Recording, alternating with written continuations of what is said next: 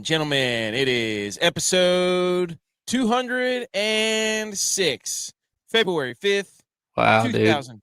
What? It says 204 behind you Oh, forgot to change that. Whoops. for two shows. Sometimes I forget. I'm not a math guy. Sometimes I forget. February 5th, 2025. It is National Pork Rind Day. We're bringing the beef. We're bringing home the bacon. National You like Pork Rind rinds? Day. I love pork rinds. I have like 4 bags upstairs. Low carb. Are those healthy enough for you? Yeah, low carb. Lots of protein, not a lot of fat. So good snack. I like those too. They're delicious. Oh, look at this setup he's got. We've got a special guest, ladies and gentlemen. That's why everybody's here, not for us, but for our annual guest, the Super Bowl tradition. Tradition never graduates. One of our BFFs, our best friends, coming live from the compound. Probably coming off of coaching somebody because he's a coach now. Ladies and gentlemen, it's Daniel Kilgore. Fellow coach. Ladies and gentlemen. Fellow coach. Wait, he's muted. Unmute him. Can you hear me? Yeah, we can hear you. Yeah. Perfect. Sorry, I had to charge up my headphones. Why are those so fancy? You know what? I think I got these at the last Super Bowl I played in. Beats by Dre? No. Was that a QB Christmas present? No. Are those? Did you get those at a Diddy party? I sure did. And the welcome Did you get any package. baby oil? That was part of the welcome package. Okay, all right, good. More like beat off by Dre. I'm kidding. What? Wait, what? Beats by Diddy. Kilgore. Yeah. Nice setup. You know, it's like somebody hadn't done this setup already when they come on the show. Listen, last time I was on the show a year ago, I was outside around the pool, and since then I finished my office that used to be the downstairs playroom, and now I got my own setup, so it's nice. Oh, nice. That has changed. Wow. Looks good. Yeah. That brings me to the first question. How's the media tour been?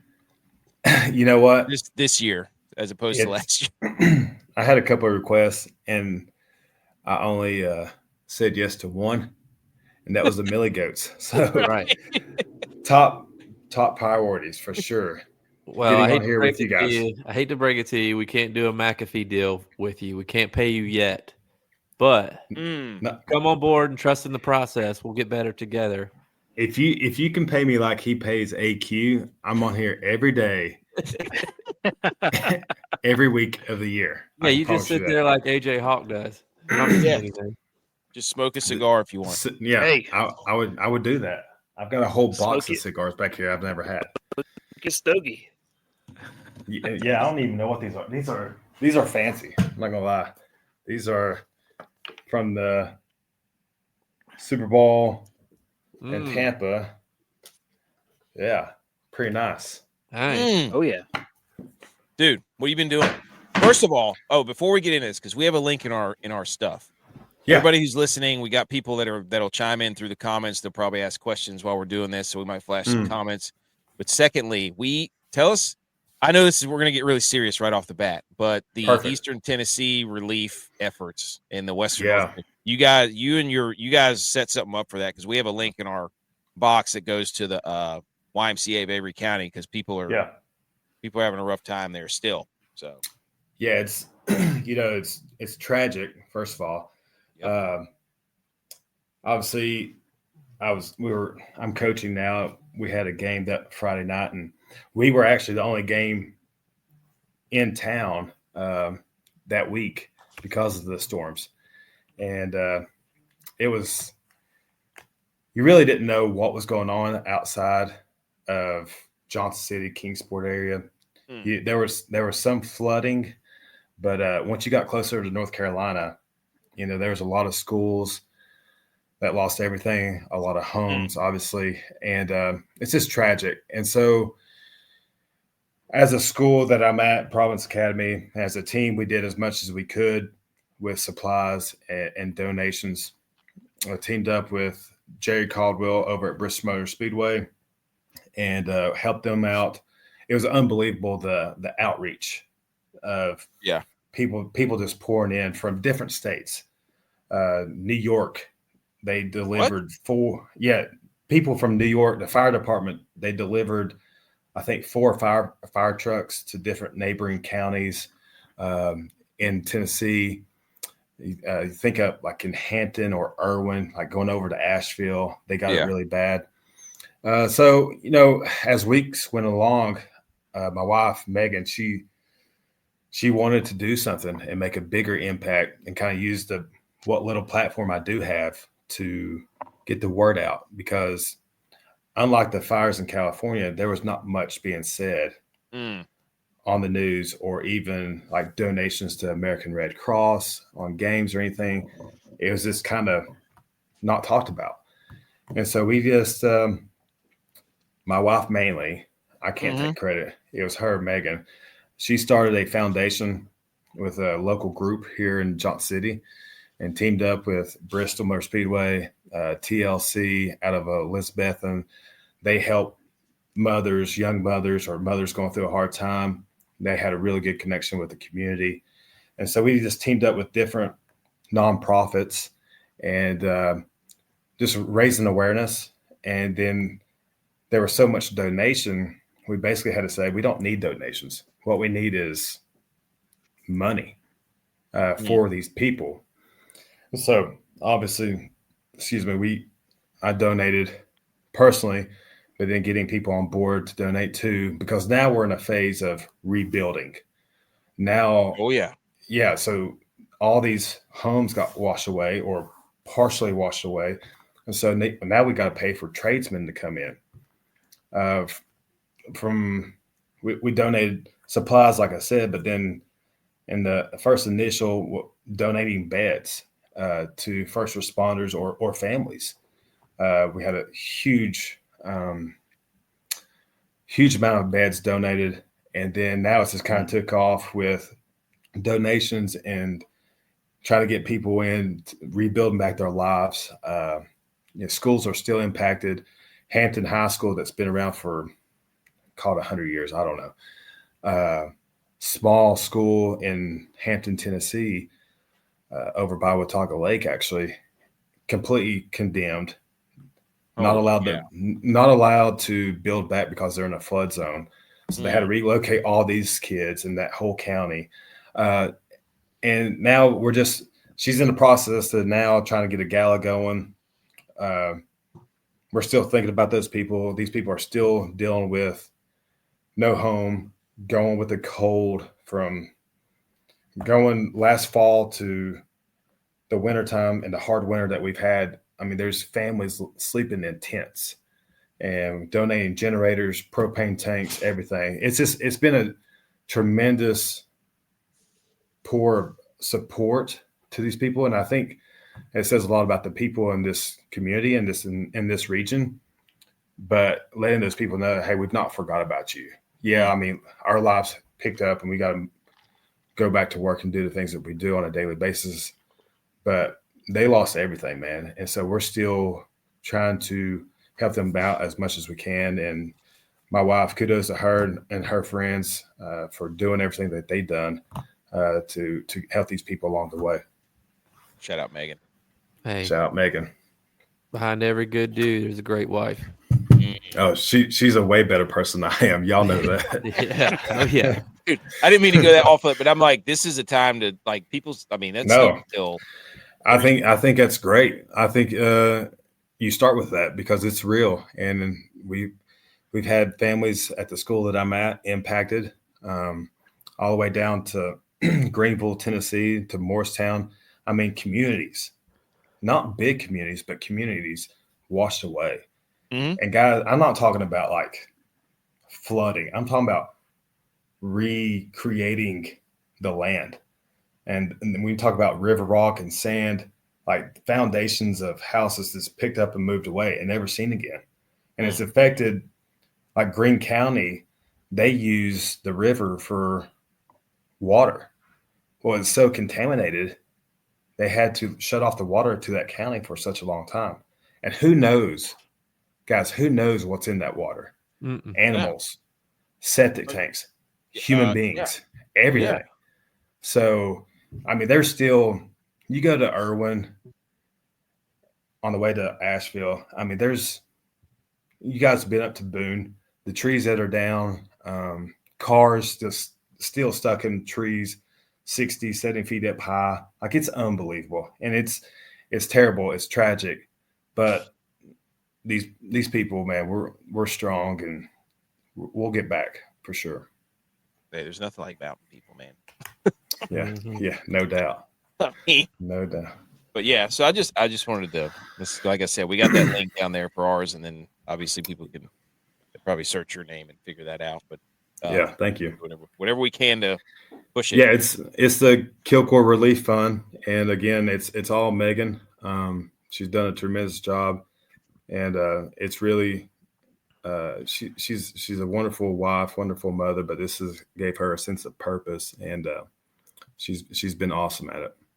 Mm. Hell yeah, brother! Shout out, Megan. Hell yeah, brother. Okay, dude.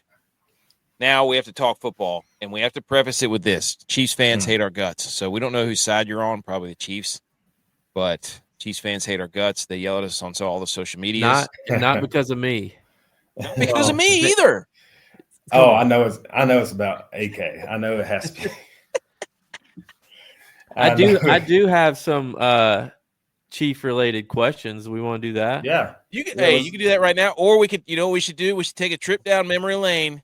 Let's do that first. Hold on. Let's take a trip down memory lane. We started doing this. We're gonna do got some nice background music. Yeah. Watch this, Kilgore. Here we go. Look at you, dude. Oh. Strapping young man here. Why isn't that? Where's that jersey? How about that? It's in my man cave. Why is the Dolphins one in the center? You had to split the two reds up. You can't go red, teal. Sorry, the music's too loud. No, dude, you had to split it up, dude. Here you go. Number 2. The anchor. Down memory lane. App State. That's right. We're going to ask you a question at the end of this. Number 3. Yeah. When you got drafted by the Niners, greatest day of my life. Yes, sir. This is when this was after the full sleeve tattoo. It's a half sleeve, but yeah. Fingerless gloves, rubber armbands, old school. Yep. Ooh. This, hey, buddy. Hey. Hefty. That's big gore right there. That's right. Yes, sir. That's set the NFL rushing record against the Buffalo Bills, Kilgore, right there. That's right. Hey, easy. Hey, that was the last time the Chiefs beat the Bills in the AFC Championship, too. And then you and Mahomes. Yep. Besties. And then the viral pick, dude. Shoo. Trip down memory lane. That's a good look. What'd you think? I like it. Your Google searches are good. Of all of those, I think I've had most of those saved in my phone. For some reason. I guarantee you have some good ones saved, too. But yes, Megan sent me one. I think it was whenever you were like a kid. You have like your teeth are missing or something. Oh, I'm sure. I want to go back to this one. Yep. Our guy, Dale Loggins. Pump us up. Pump us up. Dow Loggins. Okay. Dow. First, Coach Dow. So I know Dow from my first year in Miami. He was offense coordinator with Adam Gase as the head coach. And first time I met Dow, we were in the cafeteria. I didn't know who he was previously. Obviously, he's done his homework on who I am. They just acquired me from the 49ers. And so I go in and I met with him and Jeremiah Washburn, who was offense line coach, and had lunch. And we really hit it off. Coach Loggins is a tremendous coach. He's very, very intelligent. He does his homework on everybody. Like his background, don't quote me on this, but I want to say he was in the scouting department for a long time, been around the game for a long time. Was a walk-on quarterback at Arkansas. He was a quarterback? Yeah, I believe so, yeah. Again, don't quote me on that. I don't have Wikipedia pulled up. Just going off of memory. But he's just a good dude, man. Loves football. super bright, offensive-minded guy. You know, he's after leaving the NFL, bounced around with college and spent, I guess, 1 or 2 years with the Gamecocks in South Carolina. I think what you're going to get with Coach is an offensive-minded coach that is not afraid to push the limit. It's not going to be – it's going to be creative. It's not going to be the same thing that you might have seen in the past with App State. He's going to do what his guys do best. And, man, I tell you, I feel I'm happy for him as a person, right? Like, I'm happy for Coach. But I think this is the situation with him being at App State and being a first-time head coach. There's no better position to be in or a better university to be at. I hope he has great success there, but I hope he's not so successful that he just leaves after his first year. I hope he comes in and there's going to be growing pains for sure. But I think he's surrounding himself with the right people, football-minded guys. DJ Smith coming in at defense coordinator, huge hire. Oh, yes. DJ. Yeah. And he hired one of my most favorite people on earth, Clyde Christensen, coming in. Clyde was a longtime NFL coach, Coach Peyton Manning in the Indianapolis with the Colts, was with me in Miami. We sat beside each other in the offense line room. Just a tremendous, God-fearing man who loves the game of football. Coached at East Tennessee State here in Johnson City back in the 80s, I want to say. So he's familiar with this region. He's just a good dude. And Coach Loggins, the hires that he's bringing on staff, no doubt that they're going to have success. It's just getting the right players in there. And you know how college football is nowadays. It's hard with the transfer portal, and obviously NIL money plays a huge factor with it. So as a former student athlete, backing him, giving him the support, obviously rooting for them every weekend, but then also, you know, helping them out with getting transfers or whatever NIL money for high school athletes coming in. That's going to be a big part of it too. And App State's in an interesting spot because we're not one of the big SEC schools that just brings in a lot of money. I mean, call it what it is. We are a teacher university. We are not a business school, even though we have a great business school. We don't have Fortune 500 CEOs everywhere or sport team billionaires everywhere. So I think we do own country music, though. That's right.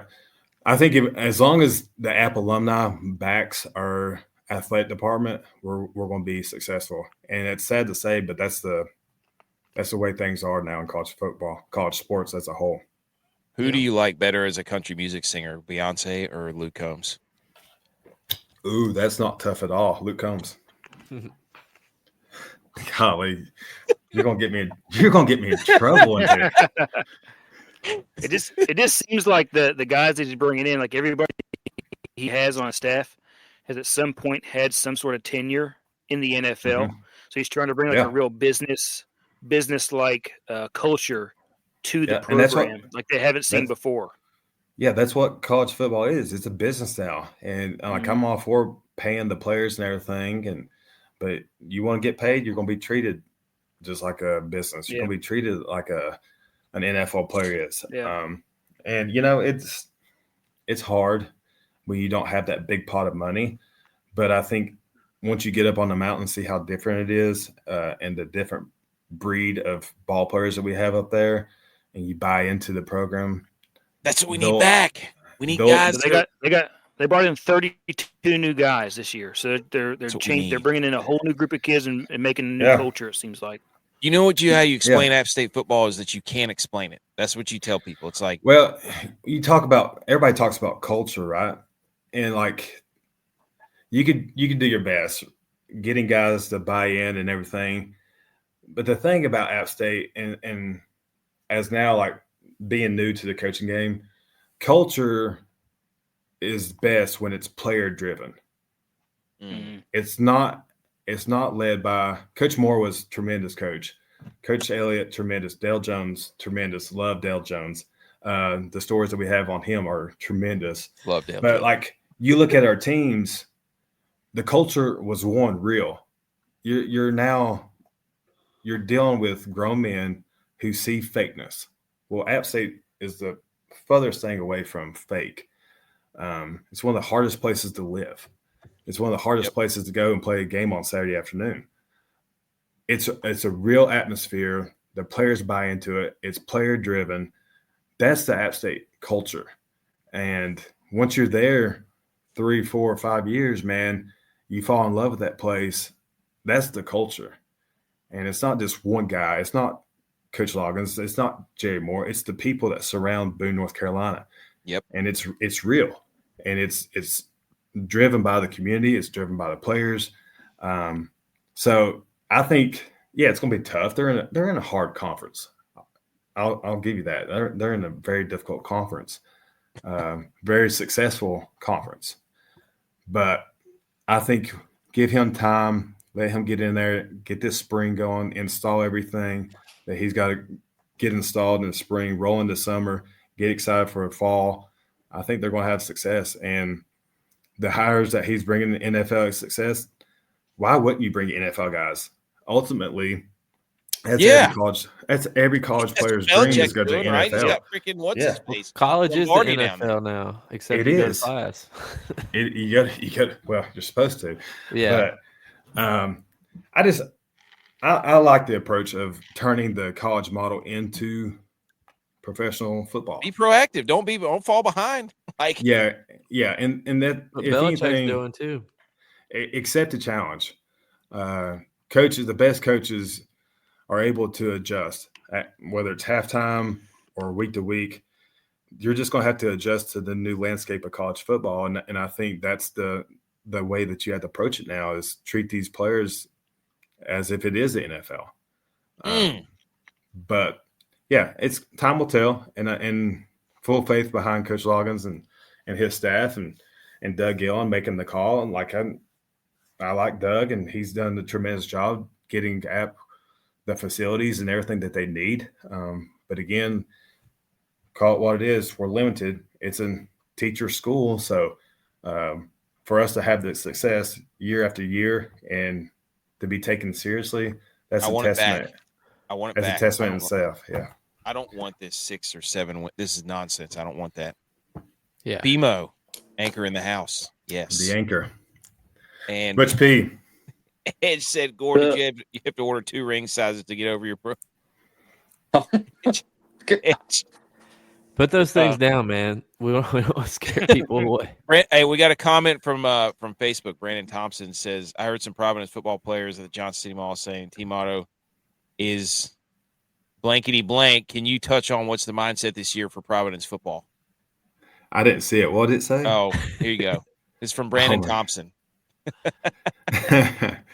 Wow. Get your players under control, dude. Come on.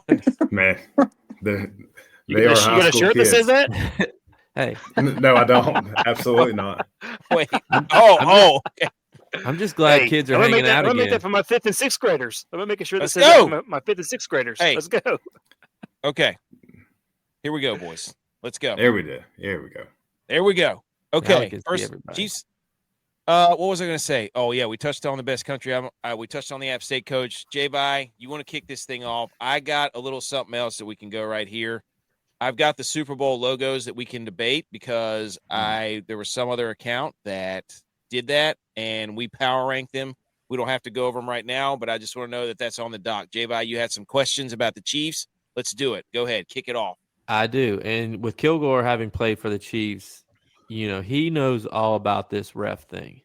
Oh my God. What I want to know, is it like WWE wrestling where they tell you right before you run out for kickoff, like, hey, we're going to let you guys win today, but it's going to come down. We just want to let you know you're going to win. Or is it something they send in the mail? You guys hear about it on Tuesday, Wednesday when you come in for film practice, and it's something you practice all week. Good question. I missed I missed all those meetings and all the letters for that. It's crazy, the narrative around the cheating scandal or cheating for the Chiefs. I will say this. In every football game, there's missed calls, right? Yeah, of course. 1,000%. 100%. 100%. I listened to y'all's podcast after the AFC Championship, and y'all are just quiet. And I think, one, that was a first down. Yeah. That was a first down. 100%. There's lots of angles that show that it was a first down. Yeah. I know. And like, here's my argument. Like, can we not get the football with a little tracer like tennis? Well, Yeah. there's chips in the balls. There's been chips in the balls since you were playing. But I couldn't tell you. My fingers can't touch that. but from what they said is it 6 inches off. So, they don't know if it's 6 inches one way or 6 inches the other way, and that's what's holding them back from using it. So put two sensors on the edge of the ball, on both the edges. Yeah, I don't I know. mean, Did how they hard even is measure that? Or No, put- No, bring the they didn't chain gang measure up? it. They didn't measure it at all. But They didn't even here's- bring it. you I'll should bring. You should put 4 in. They're trying to kill it. That's another conspiracy. They're trying to kill the chain gang. this do all electronic, whatever. Yeah. But here's my question. If this was flag football, it wouldn't happen. Nope. It's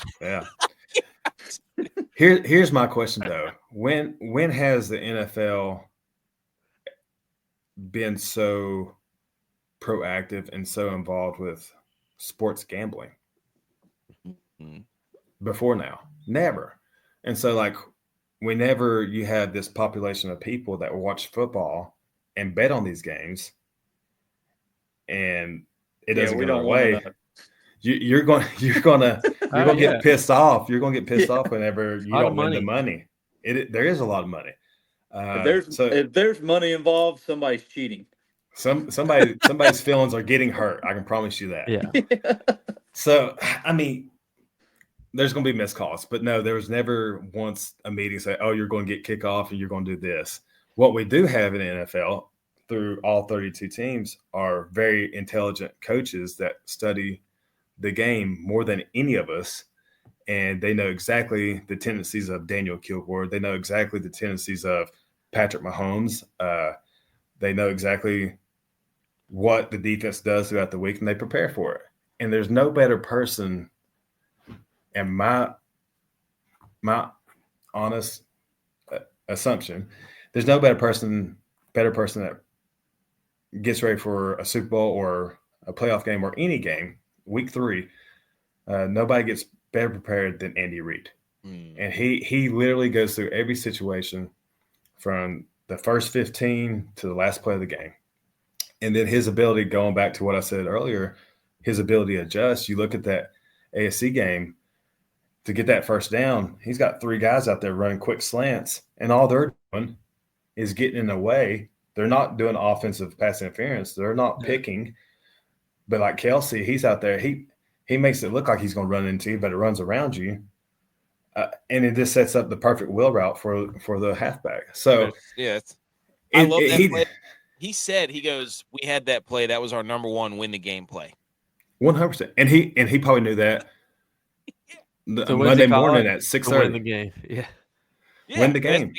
And that's the Chiefs promise players you. said. They said that Josh Allen goes left on his quarterback sneaks every time. So I remember guarantee you, Yeah. in the meeting, they were like, he goes left. If he goes right, we're screwed. I mean, was it I could have told Tony you that. Romo? Tony Romo, was he calling the game? Yeah. Was that? Yeah. So Yeah. he said that over the broadcast. Yeah.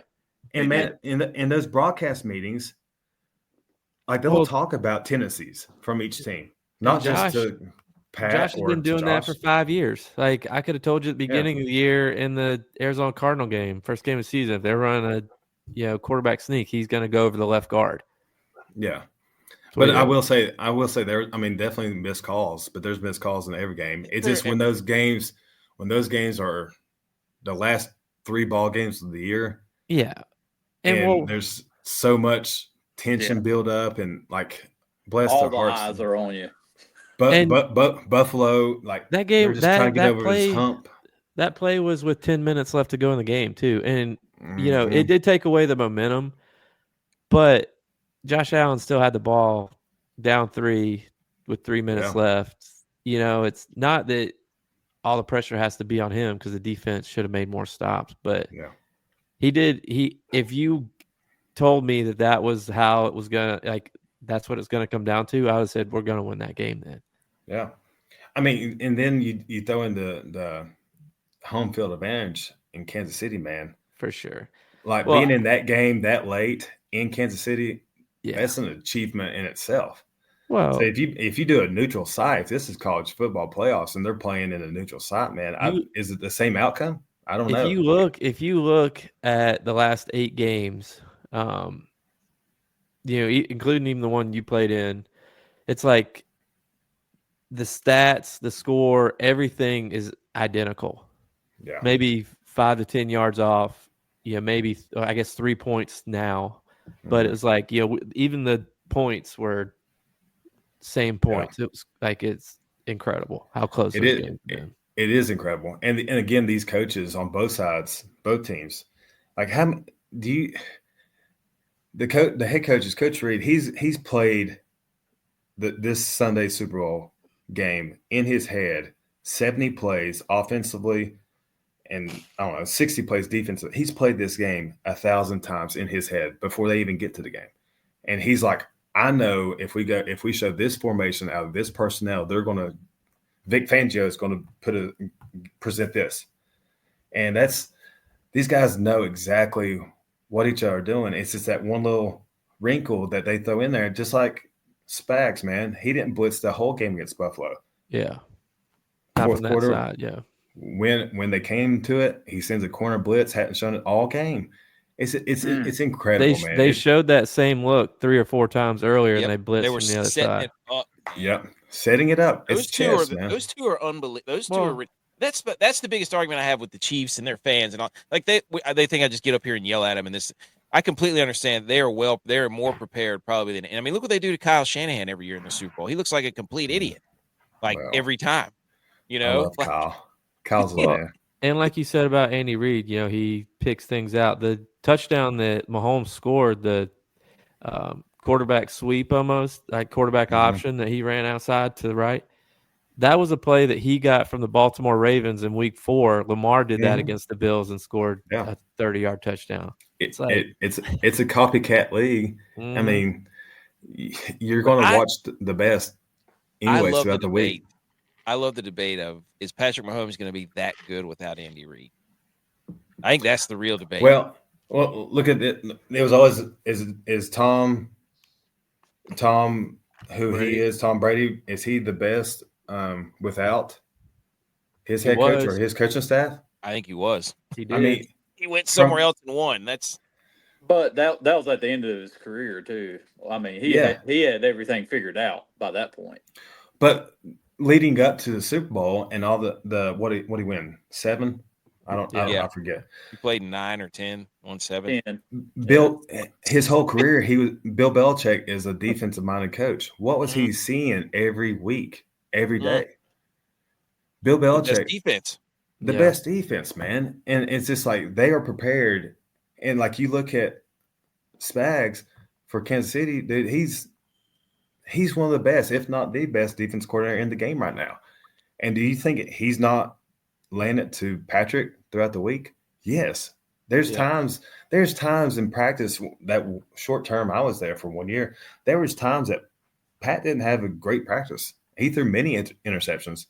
You know why? Because he was facing a really good defense. Well, they don't report that. I hear all about all the Purdy ones. That's all I hear about all offseason. Where's that report, dude? BS. Hey, Mahomes did throw 11 interceptions in his first 10 games, so he got over that hump. Figured it out. That's right. Nobody's not saying Mahomes is ridiculous, dude. He's clutch. We all know he's clutch. He's clutch. He's elite, man. And he's obviously chasing Tom Brady and everything, but again, he's going to be great regardless. He's already great. He's already a Hall of Famer. But just looking what he's got to go through to get to this point of the season, it didn't just turn on in December. No, he's going through that in OTAs and training camp and everything, facing the defense he's getting. I mean, look at Joe Thuney. He's probably arguably the MVP of the Chiefs, having to go from guard to tackle. Dude, it's back and forth. He looks like me now, and I'm retired, and I'm 240 now, and humble brag, and 6'3". Like, he's tiny. Like, you're I mean, your prototypical NFL tackle, left tackle, is no shorter than 6'5". Yeah, 315 pounds. Like, this dude is a guard out there playing. And I'm sure if he had to go in for Creed at center, he could do it. I mean, that guy. Can you take me higher? Yeah. Hey, look who's here, dude. Neutral site, same actor. You know, I was listening to another podcast, and they had I was listening to they had on another quarterback, and he talked about how well he communicated with his lineman about using the snap count to help his lineman out. So I think that you talked the last time we were on about how well Pat Mahomes would use his snap count to do things. Man, when I first got there, after I had the little heart procedure and everything, like, I literally spent 2 weeks learning the snap count and the different colors and everything. And now I still pick up on it. Like, if I'm watching a Chiefs game doing the dishes, I'll just hear the cadence, and I know exactly, I've got time to finish this one last dish. And then as soon as he says yellow, it's on. I gotta look up. It is, and that's over there. Yeah, that is the cadence. I mean, the cadence is so dialed in with Kansas City. And listen, it's not like the 31 other teams don't know the cadence, because we get TV copies. We hear it. We hear the sideline from NFL films. Whenever we pick up on calls. Like, everybody does it. It's not cheating. It's accessible. So that's the thing that's crazy to me is he changed it enough to where it's not stale, and even though they have all the access, they can't keep up with it. Yeah, well, he's so tuned in with the play clock too. He may call a cadence and then see the play clock's down at 3, and he's like, all right, yeah, we got to go. Come on, and everybody's ready. So yeah, unless it's a 2-minute warning and they just let it go to 0 for no reason. Speaking of cadence and how important it was, Kilgore, I heard this story one time about when John Gruden was the coach of the Raiders. The first time, he had a film group come in and shoot all his quarterback meetings, mic up the quarterbacks so he could hear them talk in the huddle and, their cadence, everything, all this stuff. So that next year he got traded to Tampa Bay and took Tampa Bay to the Super Bowl, and they played the Raiders. But because he had all that film of all the cadence, everything, they were prepared. They knew the snap counts. They knew everything that was going on. Dude, I believe it. I think that team in Tampa was the last team to win the Super Bowl to only go under center the whole year. I think. Is that Brad Johnson? John Gruden. Brad Johnson, yeah. Brad Johnson, the trick basketball shooter. Brad Johnson, Mike Oldstuck on that team? Yeah. Sat. Yeah. Was it Pittman, the running back, who had the gigantic arms? Look who's here, dude. TJ's here. There will never be a more prepared team than Andy Reid. He coaches every situation. He does. And that's true. Dude, TJ's on point right there. Like, Coach Reid is such a football guy. And, like, just the way this week of practice for the Chiefs will be the hardest week of practice for them. I promise you. What is today? What is Wednesday? Tuesday, Wednesday, and probably not tomorrow. But Tuesday and Wednesday, they're in full pads, and they're going full speed. I just from that week of Super Bowl that I was with them, that was the hardest week of practice for our guys. Like, he does not care if it's the Super Bowl week. Everything you got for 3 days leading up to the Super Bowl, like, we're getting mentally and physically prepared. And I just know playing in the one Super Bowl in New Orleans, just the temptations down there had the 49ers in Super Bowl 47. Had we been better athletes, it's in the chicken, man. It's in the Popeyes chicken. It's in the gumbo. It's in everything down there. Coach Reid, he's get these guys right, and I just know that Pat and Travis, like they understand. Even in last year in Vegas when I went down there, they wasn't going out. Like they were like you have all the access to everything, the strip and everything. They wasn't going out. New Orleans a different beast, but I promise you, Coach Reid's got them all locked down, and they're going to be ready. Well, they're a disciplined team, and I think that's, you can show more about the whole ref thing with that and being disciplined the whole game. Yeah. And disciplined doing that type of stuff. And that's why they get calls, because the other teams get desperate. Yeah, for sure. I mean, absolutely. Everybody's like, they get all the calls at the end of the game. It's like, no, if you're prepared the right way, then the breaks would go your way, because you're not going to be the one that's, jumping off sides or missing an assignment or doing all this nonsense, Unless you're lining up off sides like Chris Jones. I think what teams do wrong, like the right tackle every play. I think what teams do wrong against the Chiefs is that they're trying to predetermine their ending with the Chiefs before that setting is set there. So they're wanting to be ahead at this particular time in the game, and if it's not there, they freak out. Yeah, and especially when you're keep grinding right there and let it be, and then whenever it's 3 minutes and you're down by 3, go win the football game. Well, I think too, just with the experience with the Chiefs already been there and done that, it's just another game for them. Don't make the moment any bigger than what it already is. And so if you throw in Buffalo, if you throw in a young Philadelphia team, which most of those guys have been, well, not most, but some of them have been to the Super Bowl already, don't make the moment bigger than what it really is, whether it's AFC Championship, NFC Championship, the Super Bowl. Like, just go out there and play games. Like, just play your game. Don't worry about anything else. Don't worry about being on TV and the whole world watching or who's doing halftime or anything. Like, it was hard for me my second year when we went to New Orleans and seeing the production of the Super Bowl. Like, that's nerve-wracking in itself. And then you got to worry about your family, making sure they get in there, and just the travel, and then media week and everything. Like, there's just so much buildup. For the Chiefs, they've been there and done that. Like, it's just another game for them. And these guys, like, bless his heart, Travis, man, he's in the limelight just because the relationship he has with Taylor Swift. Like, dude, he's just out there having fun, where most guys probably tense up. So if it's the last 3 minutes of the ball game, Kansas City's like, we got plenty of time. This is a whole new ball game. Everybody else is like, oh, gosh, we got to go score. We got to go do this. So the Chiefs do have that advantage of, like, this is our third trip in a row. It's just another ball game. Obviously, it's the biggest ball game, but, like, we've done this before. We can go out here and handle business. 13 seconds, dude. That's all they need.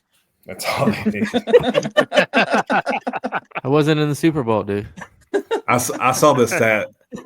I saw the stat that Pat is 7 for 7 in last-minute game-winning drives. Oh, you must listen to this podcast, man. And then Vic Fangio is 0 for 8. And that's tough. That's tough. Josh cooks Fangio up. And Mahomes did too when he was in Denver. I love Vic, though. He's awesome. He's a tremendous coach. I mean, they got some. What's different now, though, is he does have better players than he did in those days. Those two animals up front, dude. Jalen Carter and Jordan Davis. I think it's gonna be a good game. Yeah, I tell you. So I obviously Chiefs fan, but you look at the roster and how these rosters are made from drafting, free agencies, whatever. Ooh, like, it's hard. It's hard not to say that the Eagles are not the better team. Yeah, it really is hard. And I love this draft, actually. So I think I'm prepared, dude. You graphic, I got you. I think the battle obviously is going to be up front. And how does Kansas City handle that defense line with the Eagles? That's going to be a true sign of the success and the flow of the game. They're going to run RPOs, not let them get to them. Exactly. So so you think Coach Reid's not thought about that? Getting the ball out quick slants? Yeah. Let's think about the speed of Kansas City and the skill guys. You got the Eagles up elite. I mean, come on, dude. Speed kills in this league. All right, catch the ball, get upfield, put a foot down, and get upfield. Get out of bounds. They lead the league in yak. Dude, I'm pretty sure they lead the league in yak. Yeah, what did It's he did a graphic last week. It was like Mahomes had 230 yards passing and yes, 220 yards of that was yak. It was 245 yards passing Mahomes had, and I looked it up, and I found a statistic online that said he had 230 yards of yak, and everybody started yelling at, well, this one ball traveled this far and this ball traveled. I'm like, guys, you're missing the point. They're getting the ball out quick. That's all they're doing. There's nothing wrong with that. I'm still going to make it seem like Mahomes can't throw downfield anymore because it's funny and it makes people mad. And dude, I love doing that. That dude could walk straight at the sideline, going left, speed walking, turn around and throw that right-handed slingshot throw 80 yards. Ooh, I don't care. Like the Olympic speed walk? Dude, like the Olympics down there, just every Friday walkthrough, last play of the game, he's throwing that thing and he's launching at 80 yards and it's never fails. I mean, it's complete. It's beautiful. It's unbelievable. His arm strength is crazy. Yeah, he can make the deep ball throw. But wow, I mean, yeah, but I'm still going to say he only uses yak because that's what the stats say. What? Xavier Worthy had like I think he had so mad. I think Xavier Worthy had 2 plays over 20 yards, but he would have had 6 plays if he had any type of awareness for his body and the sideline. I mean, I couldn't tell you how many times that guy stepped out of bounds or caught it with 1 foot in. Can we just not put Jalen Hurts in elite? Why is Jalen Hurts an elite? All this other stuff is pretty much dead on. I would put Jalen right at that lineup between elite and average. Yeah. He's still a dual threat. Like he can throw the ball and he's very lethal with his legs. But pocket presence, man, he's the worst in the NFL against pressure. Here you go. Oh, you don't think I came with that? Spags and the Chiefs defense covers splits when blitzing. Zone blitzes, number 1 pressure rate, number 2 in yards per attempt allowed. Chiefs defensive man blitzes, 26 pressure rate, yards per allowed, 28th. Jalen Hurts versus zone blitz this year, 17 sack rate, 17% worse in the NFL.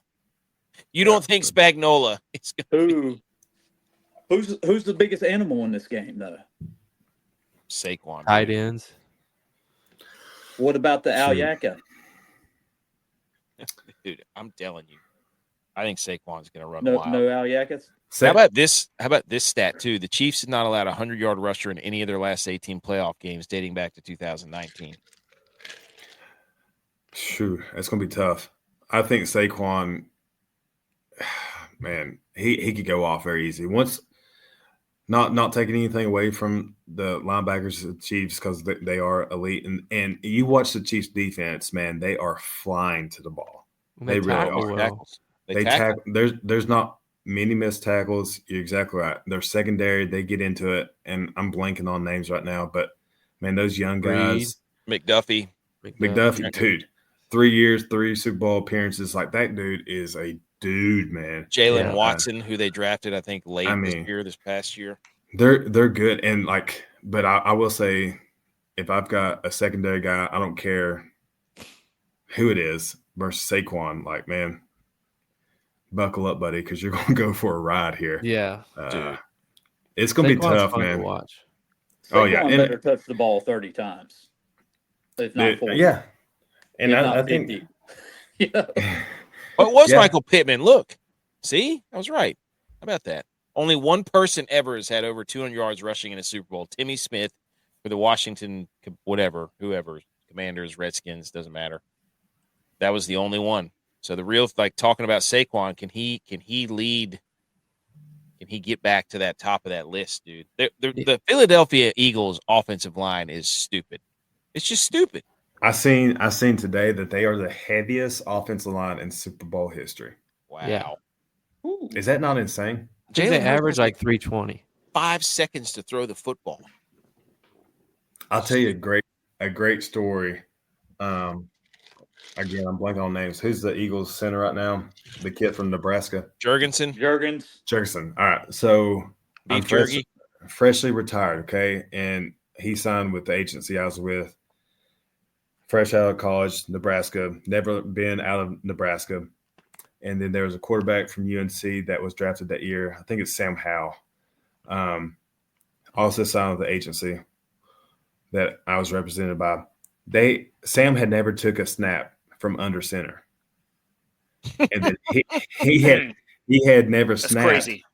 He had never snapped to a quarterback under center. So he never felt that knuckle before. That's right. At the time, it was rep 1. It's changed since then. But they flew me out there to work with these guys snapping under center. And I knew instantly, this is before the draft and everything. I was like, Juergens, you're like prototypical Jason Kelce. And I was like, man, if you get an opportunity to go learn from him, that's where you need to go. And sure enough, there he is. And he's a baller, dude. He's so strong, like country strong, hard nose. Just he gets it. And then having Jason for a year or two, whatever it was before Jason retired, man, that he's a stud. But that whole offensive line is I heard that Jason Kelce you guys need to draft this kid from wherever it was, Nebraska or whatever it was. I wouldn't doubt that one bit. Jason is so intelligent and he probably will. At some point he'll get in the game of football at some capacity, but he's just an intelligent dude, understands offensive line, defensive line play, offensive scheme wise, and just like dissecting people and knowing personnel and everything and knowing what you're trying to accomplish as an offense. Like he's so good at that. So I don't doubt that one bit when he saw the film of the young guy from the Juergens. Whenever he saw him, I'm sure he's like, yeah, you need to get this guy. That draft party was pretty strong. That draft class. Oh, the draft. Yeah. I think so. Yeah, I think you're right. Would you suggest after seeing what Juergensen did this year, replacing Kelce, that Kelce is a system center? That's exactly what I was going to say. System center. I tell you this, I think any team in the NFL to have either one of those guys at center, they would have success. So he didn't deny it. And same thing with Creed. Same thing with Creed in Kansas City, man. That guy, he's a beast, man. Yeah, I remember him in college at Oklahoma. He looks like a center, dude. He's like he's like center. Like if you were to look up center, NFL center in the dictionary, Creed Humphrey. I don't know if he has one, but he needs like a mullet too. I think he had one for a minute. He feels like a Creed. And here's the thing. Here's what's unique about him. He's a left-handed snapper. What? Oh. He's left-handed. Which was odd for me to see for the first time. Huh. Yeah. It's weird. Like I still get that's weirded becoming out more with common. Kickers. So yeah. It's coming more in common with left-handed snappers. I still don't like that. Kind of makes sense though. Ball. It kind of makes sense though, because their dominant hand is their right hand, so they can use that hand with more strength and surety. I think their dominant hand would be the left, right? Yeah, he didn't. No, I'm just saying. He said they were using their left hand. So he's actually left-handed. So he's actually left-handed, is what you're saying. Yeah. Yeah, and he's snapping left-handed. Or is he just? I'm just sitting there like, because he's using his left hand to snap, not that he's dominant hand left. Oh, what is in that cigar right now? That's a left-handed cigar. Is what that thing is. Hey, I saw his video with 2 Chainz, and he was smoking weed cigars. Like the whole thing was weed. I was like, dude, that's a crazy. There's no way I could smoke one of those things. I'd be melting through the couch. You'd be like that old commercial where the person's flat on the couch. Yeah, it'd be like 2 hits. I'm like, all right, I'm done. I'm out. It's like a whole cigar of it. Ain't no way, big dog. Ain't no way. Yeah. But they are. So he's not doing it as an advantage. He's doing it because that's his dominant hand. He thought he was just I can see himself as an advantage. Yeah, I was like, man, that makes more sense to me because you could actually if you could snap left-handed and use right hand to get at people, that makes more sense to me. Well, that's with right-hand snappers too. Like the first thing you want to do is snap and punch all in the same motion. So yeah, I mean, heck, like that was my left hand throwing that punch. Yeah, that was dominant. Do you think it feels like somebody else is doing it if you do it left-handed? Have you ever tried to wipe left-handed? No. Oh, that's what we should do. I can do it We with should both live hands. stream that, all of us. Yeah, You a double everybody. wiper? Do you Like, stand I'm up? an ambi You're wiper. out I'm a- here. Do you stand up or No. stay No. seated No, down? dude, I stay seated. You I get stay you get seated. you get cleaner that way. Stay Stay seated. seated. I don't have the internal rotation of my shoulder. Hey, let me tell you, back there. dry wipe, wet wipe, dry wipe. Change your life. Oh, you gotta get the water nozzle. Oh, the bidet? The bidet. Yeah. Oh. Dry wipe, bidet, dry. Ooh. Dry, Where's wet, BMO? dry. BMO probably has There one. you go. Did you see his question? Why did Spags not get a head coaching job? Seems like he will next. I just don't think Spags wants to. Why would he want to leave when you're playing in the Super Bowl every year? Man, Why would you want that? He's gonna win. I mean, if he'd be a great head coach. Well, I think he was with he the He was. Rams, was, and he right? was terrible. Mm-hmm. Well, I mean, Well, no- his no- record was terrible. I don't know how I'm- I don't remember it. like Well, I, how I old is he? love. He's pretty old. He's in his I mean, 60s. Yeah, maybe Yeah. maybe he's like I don't want that anymore. Yeah, he's already Yeah, done maybe it. not. He's like Dick LeBeau. He's grooving right now, man. He's winning Super Bowls with arguably the best head coach ever. Like, and he's got a good system, man. I don't know. Like, I'm sure he's been there and done that at some point in your career. If you get fired as a head coach, and there's coaches out there that I just want to try to get another job. And so once you don't succeed as a head coach, like, man, I don't want anything to do with that. I just want to coach. I just want to be a coordinator and make how much ever money they make. I don't know. Just keep winning Super Bowls. I mean, you get to play Super Bowl. Man. What's wrong with that? He's held that title once before, and nobody's going to remember that.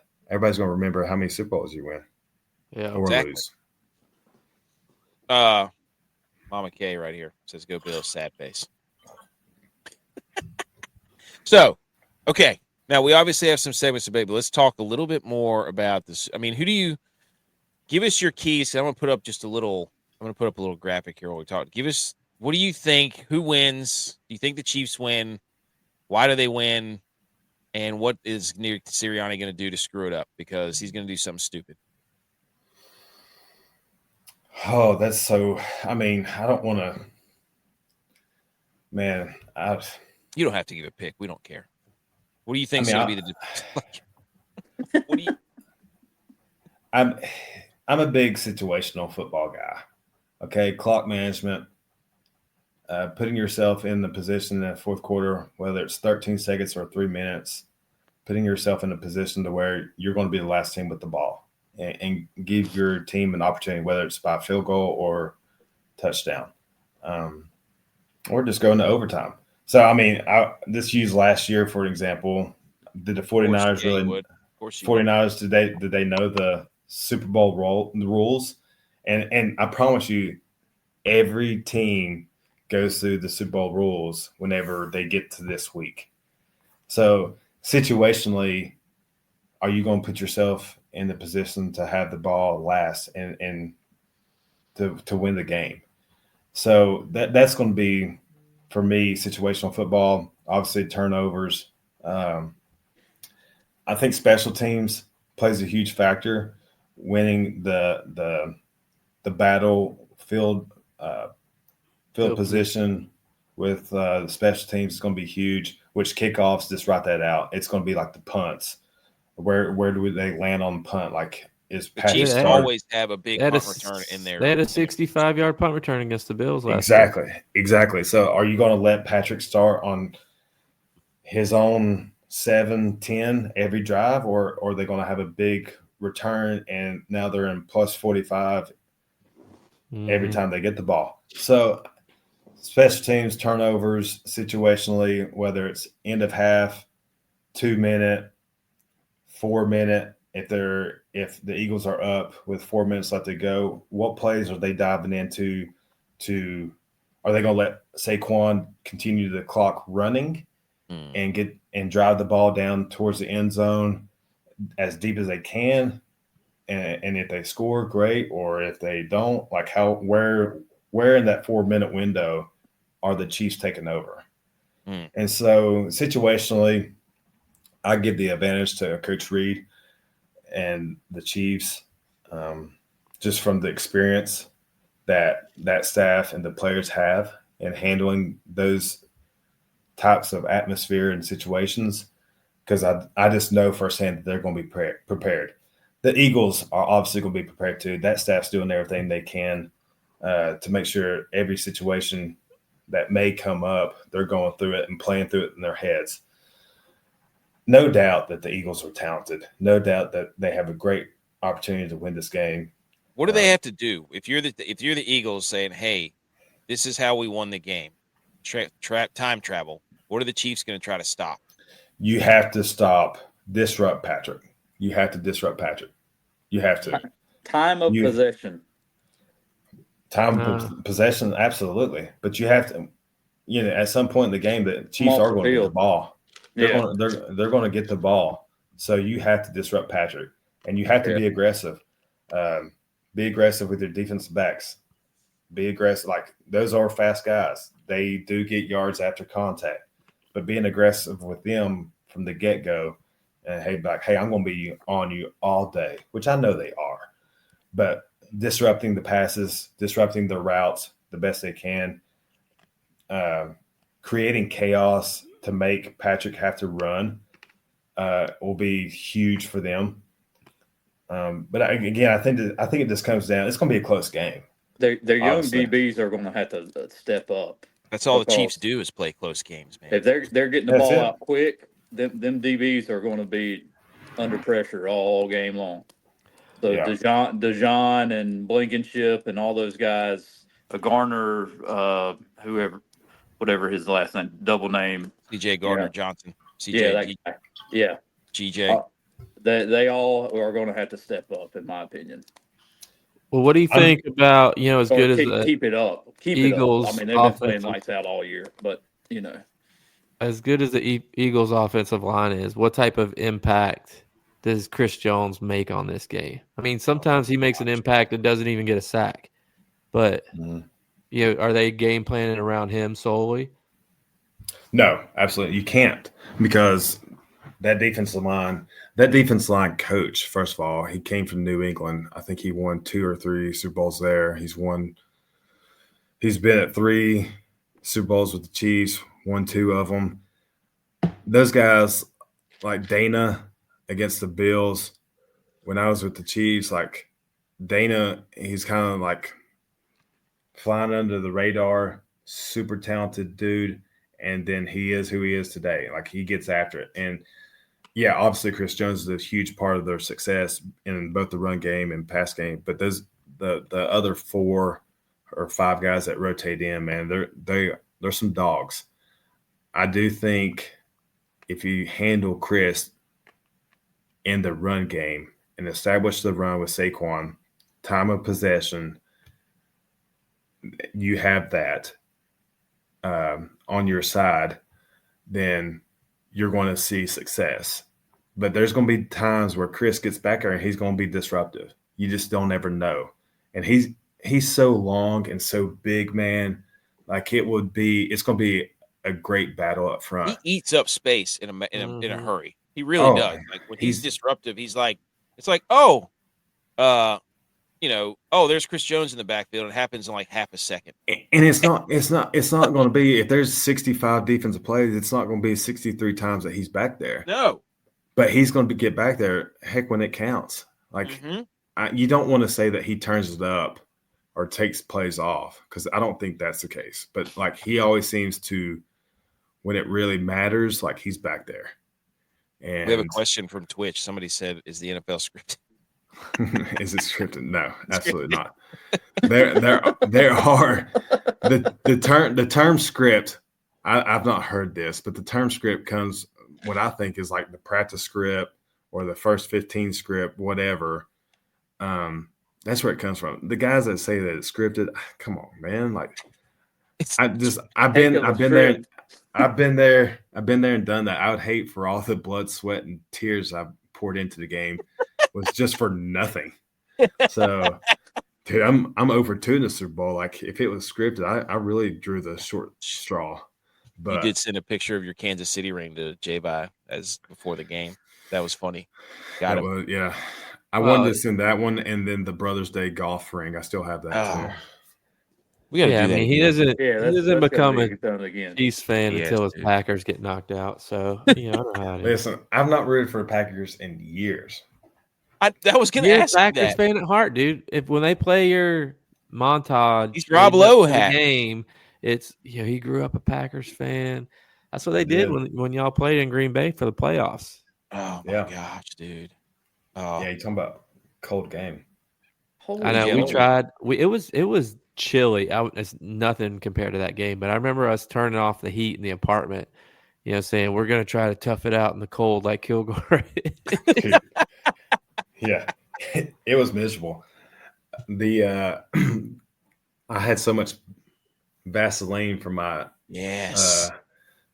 clogging my pores. I was pretty toasty, but it was cold. It was miserable. Yes, that was a fun game though.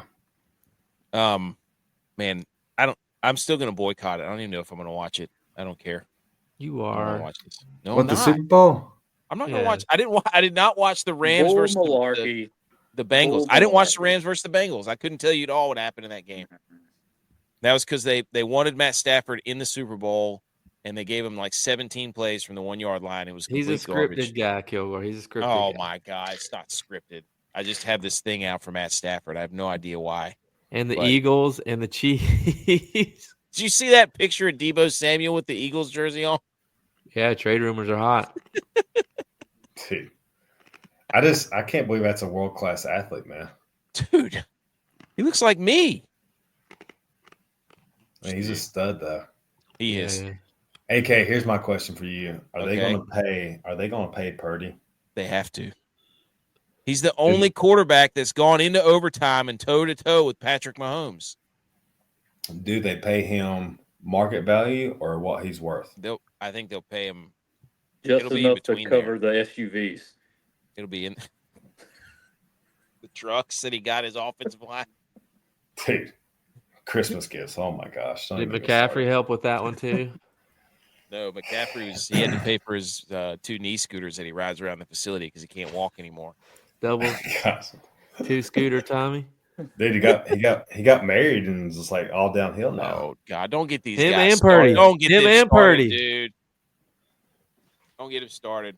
Been telling him that. We put it on the big board last year. The Niners would not make the playoffs because Purdy got married. Niners did not make the playoffs.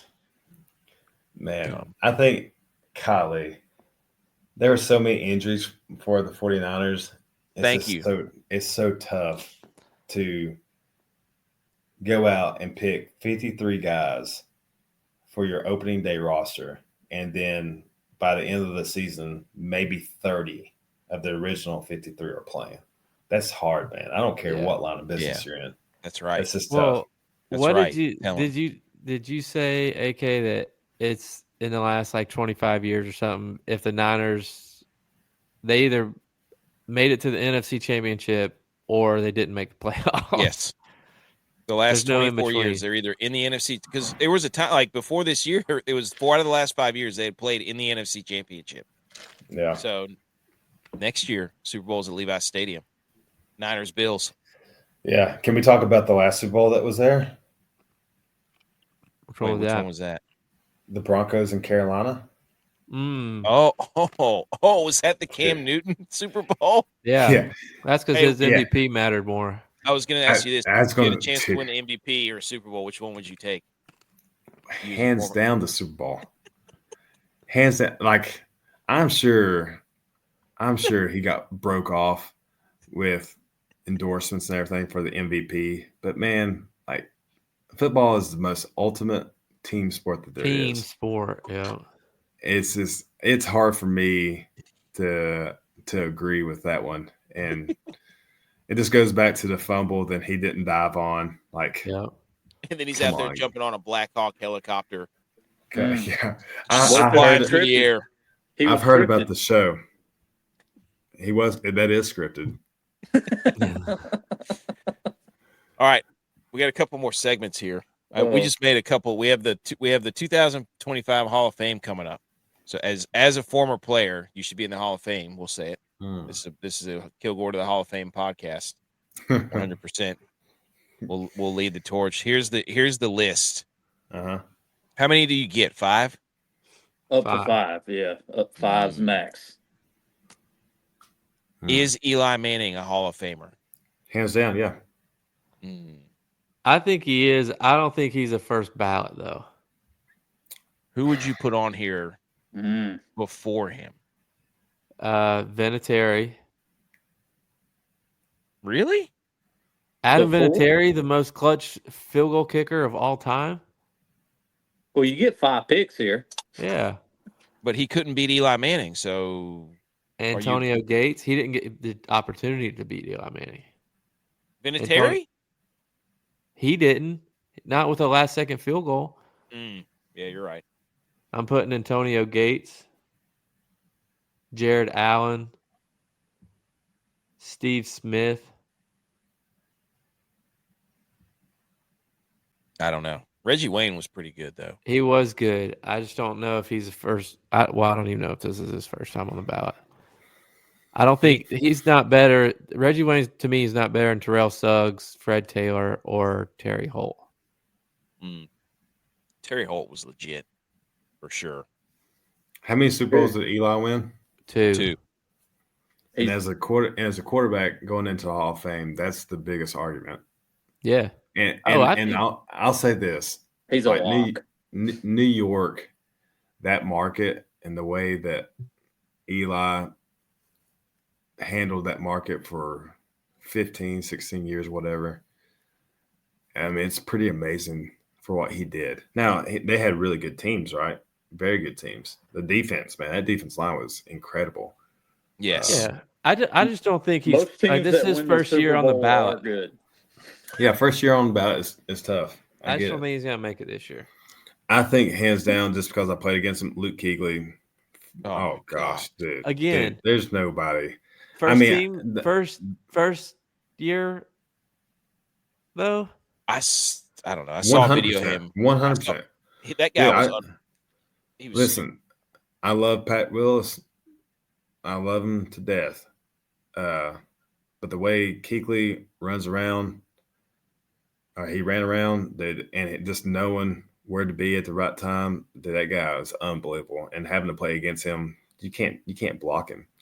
Yeah, so I think he's a lock for sure. First time on there. His 7 years, he had 7 Pro Bowls and 5 All-Pro. I'm going to tell you, the guy first on the list is a lock, Eric Allen. 54 interceptions. That's stupid. Insane. That is ahead of Primetime, who's a Hall of Famer. Mm-hmm. He's like 20th on the list of that. And Eric Allen, you look at his stats. I had to look him up because obviously, that's not a name that we grew up knowing and watching football. Wasn't Eric Allen. Okay. So, but I looked him up and I was like, man, 54 interceptions. Where's that sit at? And I saw his name and he's above Primetime by 1, but he's still ahead of them on the all-time list of interceptions. I was like, yeah, that's pretty impressive. Yeah. I'm kind of partial. I'm kind of partial. I mean, Antonio Gates. Did you know he played basketball? Yeah, I did. Antonio Gates, you look at just his overall game, I don't think it's the same at tight end as like a George Kittle or different errors. Maybe Kelsey. Like Antonio Gates got a lot of his touchdowns in the red zone. And he wasn't taking many deep balls or breaking free down the field. The one that I love that's on here is Marshall Yanda from Baltimore. That guy was a technician, and he was so strong. Yeah, I mean, you guys remember Justin Smith? Yeah, the cowboy with the 49ers. Number 94, baby. I remember. Justin literally said every time we played Baltimore, he's like, God, Yanda is so strong, dude. And like for Justin Smith to say that is. That's high praise. And so I'm happy he's on there. I think he gets in. I don't think he gets in the first time because he's an offensive lineman. But Yonda, Jari Evans, tremendous athlete. I I mean, look at Jared Allen. Like, even towards his end of his career with the Panthers and the Bears, like he was 220 pounds, still getting sacks back there. He Like led there the for a league while. in sacks like 5 years. Yeah, his years in Kansas City, man, he like struggled a little bit, and then goes to Minnesota and just like goes off, like gets paid, goes off. Idaho State too. And he does the Olympic curling too. Good for him. Yeah. Terrell Suggs, a guy's a beast. I mean, this is a great lineup. You can't. Yeah. It's like, 5. Like this is one of the first lists I've seen that I'm like, I remember a lot of those like 90. Put them all in there. That's another go. Sad thing is that's how old we are now. I remember watching Terrell Suggs. Terry Holt, the Kurt Warner years. Dude, greatest show on turf. Yeah. Dude, Torrey Holt, I mean, he didn't have Eli Manning at quarterback. Imagine if he did. He had Kurt Warner, who I think is 1 touchdown ahead of Eli. Wow. Get some. There you go. You don't know ball. You don't know ball. Eli should be in then. I don't think Eli shouldn't be in. I just wouldn't put him first ballot. Why? Adam Vinatieri, he's definitely because I think there's other 5 more deserving on there. He's the only guy. It's hard, like, dude. I mean, it'd be really hard to. Eli's in. Like that. That's so hard, man. I don't know. I'm not arguing he's not in. I think he gets in easily. But like, I had to go through this list and pick out 5. Like that's yeah. I think Steve Smith gets in. Yes, I do too. Dude, Steve Smith. I love that guy. And what he's doing with the NFL and broadcasting and stuff, like he's still involved with the game a lot. Not to say if you're not involved, you don't get in, but like his influence still to this day is being carried over. Steve Smith played a game in the NFL that a lot of people didn't know about. Like he changed the game in a way for a shorter version of a wide receiver, Yeah. In my opinion. Like it was Steve Smith that was 5'10" that everybody wanted to be like. They gave 5'10" guys hope that they can be a wide receiver in the NFL. But he's like a Julian Edelman or like an Amendola or something. Exactly. He was like an outside, like beast in alpha number 1 dude.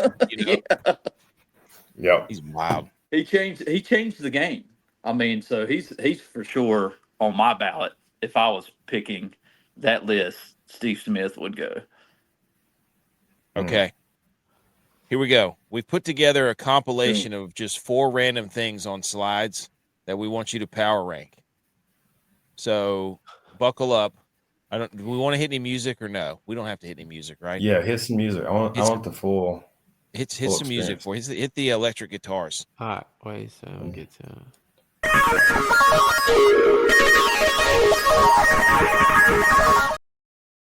If you're wondering whether we made all this, yes, we did. We make everything. Here's another one. Oh. Football. Yay. Was that Jaguars' new head coach? Duval. Oh, it's the I said on the last show, like, this guy talks with his face like Peyton Manning talks with his hands. Like, oh, dude, man, he's so. I mean, his charisma's unmatched. He's so excited. I feel we played against him. He was. I feel like that guy has no bad. He has no bad days. He's just so happy to be there. Yeah, he's like the kid that was not invited to a podcast, but now he's in. He's super excited. He just doesn't. He doesn't care about anything. He's just like, I'm just going to do whatever I want. This is my. He's just running around like, I told you. Sorry, Buccaneers. Told you I coach. Yeah, right. I'm just going to go over here and take like. I'm not going to answer your phone call. And then he blamed his son. He's like, yeah, my son was sick, so I didn't answer your phone calls. Actually, I was in Jacksonville signing the dotted line there. But Tampa got the last laugh. He requested to interview offensive line coaches, and they said nope. Yeah. Good for them. I love that. Power rank these New Orleans food staples. Ooh, because the Super Bowl's in New Orleans. Crawfish, which are freaking awesome. Gumbo. Mm-hmm. I forgot whatever these things are. Baguettes. Beignets. Bidets. Beignets. Beignets. It sounds Beignets. like beignets. It's a soft G. Zappies. Zappo. Yeah, the Daily voodoo. Zappies. Yeah. Are those Power the voodoo pretzels there? Those things suck, by the way. Well, I don't want to skew your vote, but you go first, and then we'll yell at you for it. Okay. Number 1, gumbo. Wrong. No. Number 2, crawfish. Agreed, but switch number 1 and 2. Number 3, the voodoo. Number 4, beignets. Is that Have you ever had those?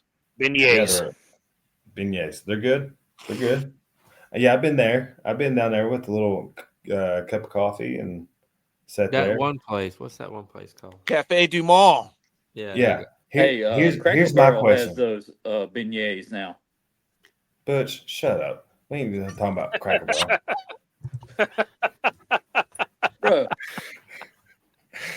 Cracker Barrel also has beer, which I feel like is a sin. Beer and wine, to drink. baby. You can't drink beer at Cracker Barrel. Why not? With your breakfast? I wonder No. how 7 much. a.m., baby. Wonder how much they do. Bring it in yourself, dude. They do sell. Uncle Herschel would not like that, okay? get you a beignet and a beer. Come on down to Cracker Barrel. Beignets and beers. Hey, that's how you know you're from the South if you call it Crackle Barrel. It's not Cracker Barrel. Crackle. Oh my gosh. We literally went to Cracker Barrel on Monday night and love it. It's so good. Dude, Cracker Barrel's, their pancakes are elite. Hey, I'll tell you what, man. So, I mean, y'all know mom and dad, and like my mom, she just get the most random stuff. It wasn't up until like 2 years ago. We go to Cracker Barrel and we're in the gift shop, whatever, waiting on the table. I'm like, this is where my mom shops. She shops here. Like she goes there. She doesn't eat. She just goes there to shop. Like you can do Christmas shopping all there. Low key, it's a great place to stop with the kids. Like if It you're is. at an exit and doesn't have a playground at the Chick-fil-A, Cracker Barrel. Yeah. So they can run around in that shop, look at toys. Here's one addition. We go there on trips. Go ahead. I'll tell you my story after yours. Oh, I was just gonna say you need to add the restaurant in New Orleans called Drago's. You can look it up. Drago's, like the boxer from Rocky. I don't know, but Drago's. It's a restaurant in New Orleans, right beside. It's in the hotel. Yeah, the casino. It's in the Hilton Hotel. Yeah. Dude, they have these char grilled oysters. Yeah, I've had those. Oh my gosh, unbelievable! Literally, we went down there. In San Francisco, when I was my last year in San Francisco, we went down there and played. And the owner he did the post-game meal and everything, and I met him, and I was like, I'm a huge fan of y'all's food. We ate here and Super Bowl with the Ravens and everything, and we were actually eating with the Ravens, like we were just hanging out, whatever, and got the oysters. He got my address in Santa Clara or Willow Glen, San Jose. Sent me oysters in like these aluminum half shell to where I could char grill them on my. What? It is unbelievable. Nice. It's so good with the Parmesan on top. Oh my gosh, dude! How about this at Cracker Barrel, Bud Light and biscuits? Dude, first of all, crawfish number one, gumbo. No. Gumbo. I used to hate gumbo. Look, you know how it is. He's going to ask you your opinion on this, and he's going to tell you why you're wrong. Yeah, he's a rule changer all the time. Why? Guarantee you are. You are. Known you for 37 years. Rule changer. What's power rank these? Those voodoo things suck. Butch said we missed Popeyes. We should have Popeyes on. I'm going pretty much the same order as Kilgore. I'm going gumbo, crawfish, beignets, and those pretzel sticks. Word is you can buy a table at Popeyes. Oh, I saw that. Could you imagine if we could do that at Bojangles? Oh. Dude, my bill would be crazy. Here's my thing about crawfish. They are tasty. I love the corn, the potato, the sausage. but it's so nasty. Like they have a crawfish bowl here locally, this neighborhood, and it's a lot of fun. They have beer and everything. It's a good time. They got band, but man, you're standing there for 35 minutes and you get 5 crawfish because you're picking out shell and your fingernails. It's just too much work, man. Do you like gumbo? I love gumbo. It's so good. Obviously, dude, he ranked it number 1. I just didn't know if he was doing that because he.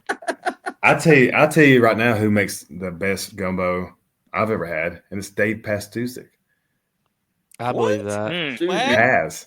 Paz makes the best gumbo. And, look at him. He eats gumbo every day of his life. He looks like his nickname is Gumbo. His side dish is gumbo. Yeah. He's got an IV just full of gumbo and Cajun seasoning. Just what's that? Just Old Bay. Mainlining it. Old Bay and water just right into his veins. Puts the shrimp in his lip like it's a dip. The Holy Trinity. I had the Zappos. So that's the pretzel mix or pretzel sticks. I had Zappos for the first time in Fort Lauderdale, and they are delicious. They have too much mustard on them. I'm sorry. They're last. They're number 4 for sure. Gosh. They look like they're Voodoo and the Sour Patch Kids. Yeah. All right. Let's go to the next one. Sorry. Next one. Sorry. Just power rank these randomly generated numbers. Just by the style of the lettering or just the numbering?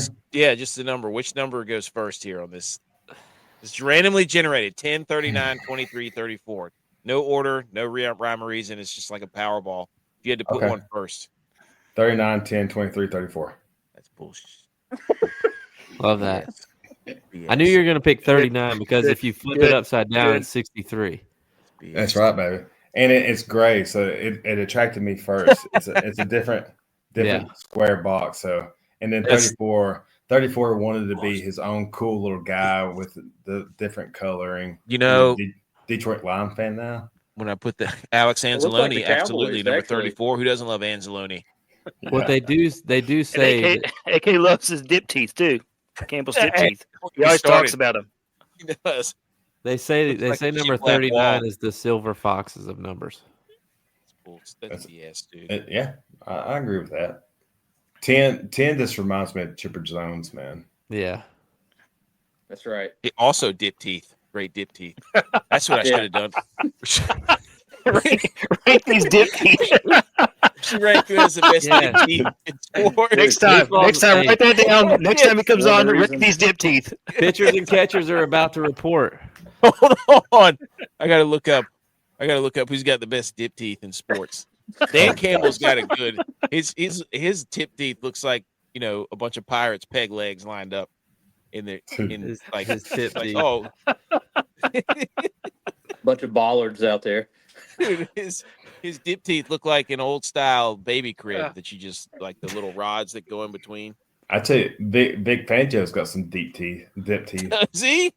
Oh, dude, he would put a just huge dip in before a defensive meeting, whatever, and he wouldn't spit the whole time. He's just gutting it. That's crazy. Oh, gosh, dude, it's so gross. That's crazy. Oh man, what was he? Is he doing Copenhagen or what? I don't know. Probably snuff or something real fine cut. That's crazy. That's crazy. Worst. I need something. Hey, power rank these football coaches. It's randomly generated. Andy Reid, Jim Harbaugh, Shanahan, Jerry Moore. Golly.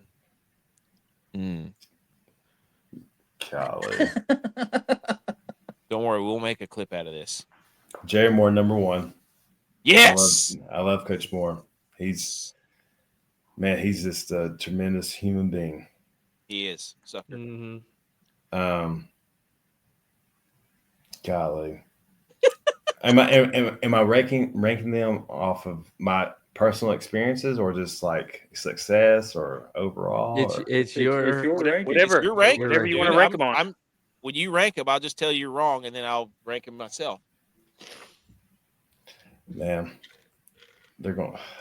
I hope this don't go viral. Jerry Moore.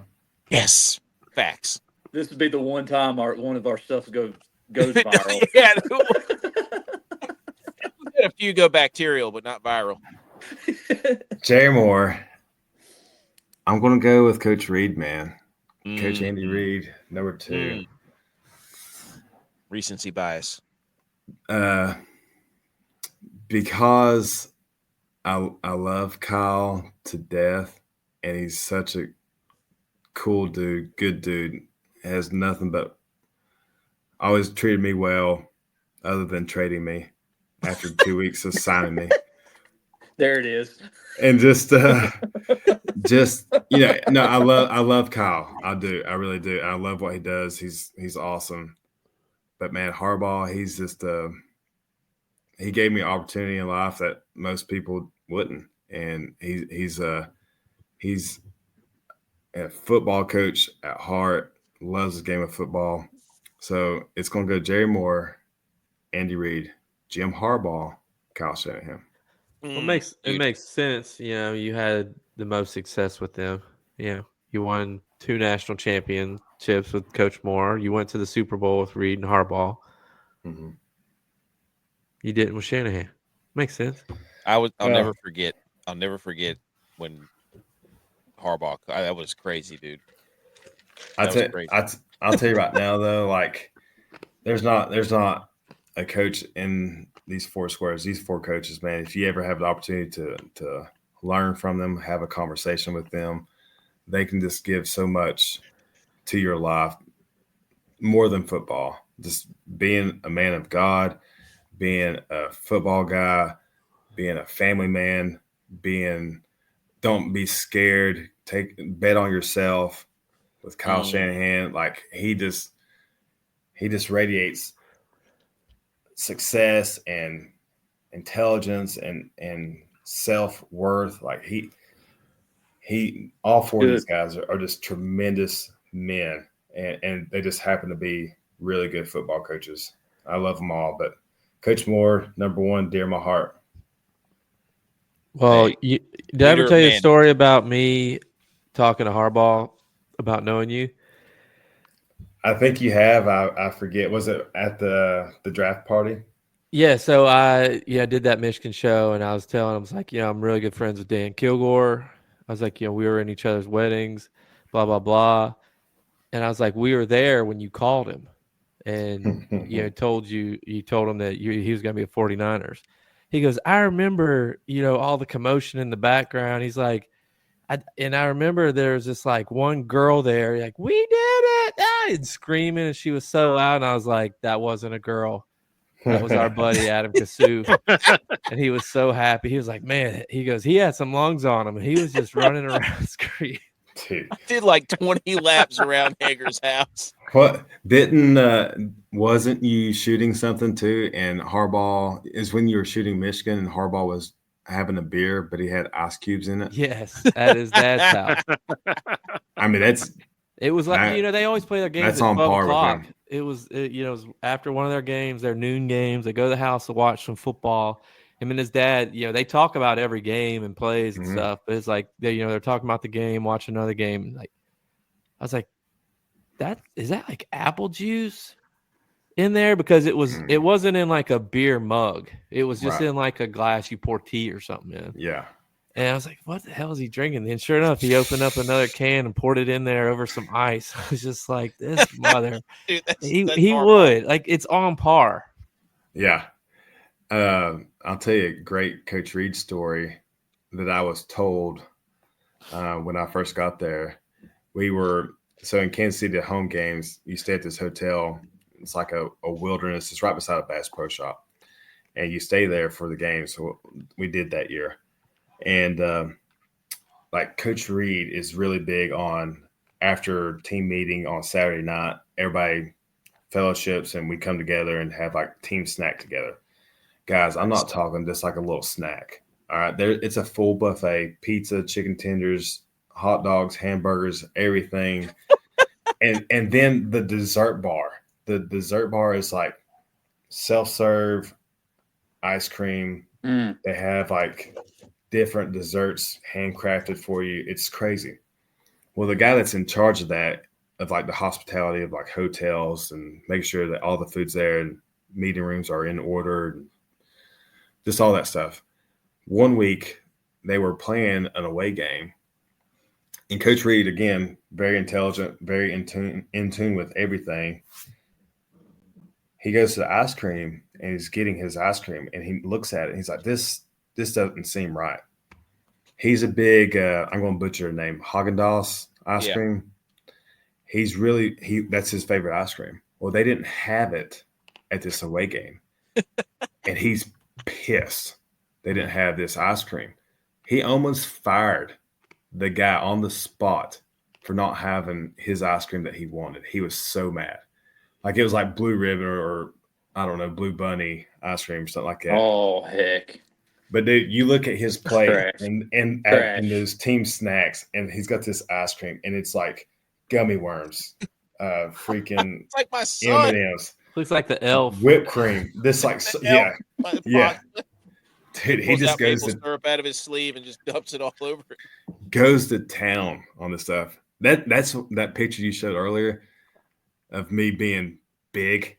That was because Kansas City, man, that's what we did. We ate. Like, we ate good, too. You said, wow. Next. I don't even know what's up next. I forgot what order I put these in. Power rank these random quarterbacks. Random. I forgot about this one. It's Ryan Fitzpatrick, Josh Allen, Brock Purdy, Patrick Mahomes. Go. Man. Again, on ability or just like dudes? Whatever, like, dude. It's your rankings, dude. I mean, I'm probably closest with Fitz. I'm not going to lie. Like, I love Fitz. I tagged him like 5 times and said, hey, come on the show, dude. We're interviewing Kilgore. He never responded. Sometimes he does, though.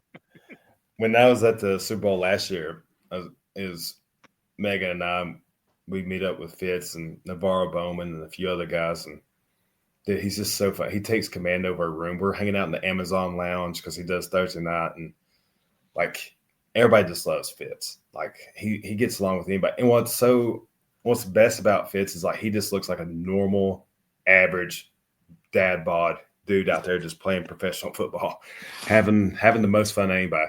I'm closest with Fitz. Was he a loose cannon at times? Yeah, but dude, like he won ball games and he's super intelligent. Super just humble, much like Patrick Mahomes, super humble. Obviously, one of the best to ever play the game of football. I've never met Josh Allen. And then I know Brock. I met him this past year in California. We went and did a golf tournament with him. Tremendous. He stood there and talked with Megan. He and his now wife were talking to Megan. So if I'm going to rank them, it's going to be Fitz, Pat, Purdy, Josh Allen. Oh, whoa! We met Josh Allen once. He introduced himself, and we're like, really humble. dude, we know who you are, but okay. Cool. Well, I mean, like, what else? What else is he going to say? He's like, hey, I'm the guy. Is he going to do that? Hey, what's up, guys? He could have Like, said, hey, "What's up, fellas?" He took the time. He shook our hand. He was a nice dude. And yeah.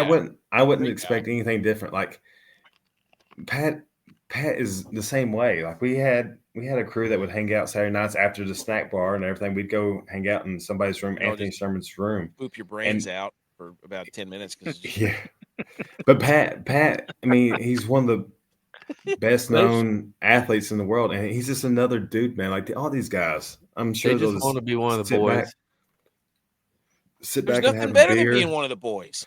Yeah, dude, I promise you. And like when you're around, I'm sure you guys felt this when y'all were done playing sports. Like when you're not around, or when you're around guys that are like-minded, and in the NFL, like you're all working together, see each other day to day.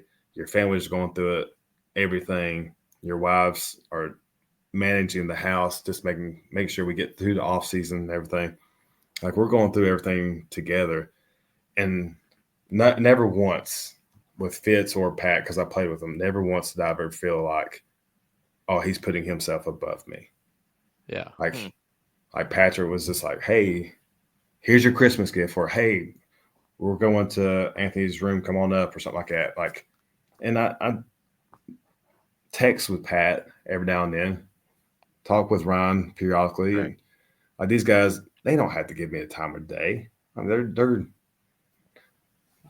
freaking future NFL team owners or whatever. Like they don't, but they're just normal dudes and they just love to have a good time. And they love to see other people succeed. I'll tell you that. And it's not always about them. Yeah, I mean, half the Chiefs team is in the State Farm commercials now. Yeah. Did you see the one when Chris got Jones him on NIL money? Yeah. When Chris Jones is like, I'm glad, or I like the one that Pat didn't have any lines or anything like that. I thought that was funny. Dude, I said that last show. I said their coach is a better actor than their quarterback. Holy smokes. He's terrible. Terrible. No offense, Pat Mahomes. Come on the show. But my gosh, Bundle Ruski buried you. Are the refs in the next State Farm commercial? I hope so. I don't know what's next. Oh, which football is best to be involved with? Coaching, high school, college, NFL. High school number one. High school number one. Without a doubt. We'll all agree to that. I will say high school number one just because I don't know how many games I played in the NFL, but I can tell you right now, I can remember Friday nights, J. Fred Stadium at Dobbs Bent High School, who was playing where, who we were playing, what happened in that game. Like, those are memories that will be with me for the rest of my life. And so there's nothing better being in your hometown in front of your community, playing with your childhood friends that you knew for 13, 15, 18 years. There's just nothing better. Nothing better than that. Beyonce needs to write a country song about that. 32 years. And then I would say, I mean, honestly, college football, the era that we played college football is number two. Yes. Just going through what we went through at App State, winning championships, not winning, building that dynasty, seeing what it is today, and then like relying on each other to survive basically outside of the game of football, and then trying to figure out adulthood and whatever life presents to us during that era, and the connections that we made. College football's got to be number two. Coaching is the most rewarding and the most daggone. It's the hardest thing ever, and I'm coaching now, and everybody here locally is like, "Oh, it's so cool that you're investing in this small private school, starting a program from scratch, guys. Like literally starting it from scratch, yep. and investing in the lives of these kids is wonderful." But like stepping away from the game as a player and then going and being at Providence Academy and day in and day out, like these kids are investing in me, making me into a better husband, better father, better person overall. And of course, that's not going to be the case at every school. I'm lucky enough to be in a situation at Providence Academy where, we have really good people and they do care for the individual, not just for like records or winning ball games or state championships. Like all that stuff will take place later on, but it's rewarding to see kids that never played the game of football go out and play for the first time and win or lose. Like we won 2 games last year, man. After our 9th game at home, like kids were crying because they didn't want it to end.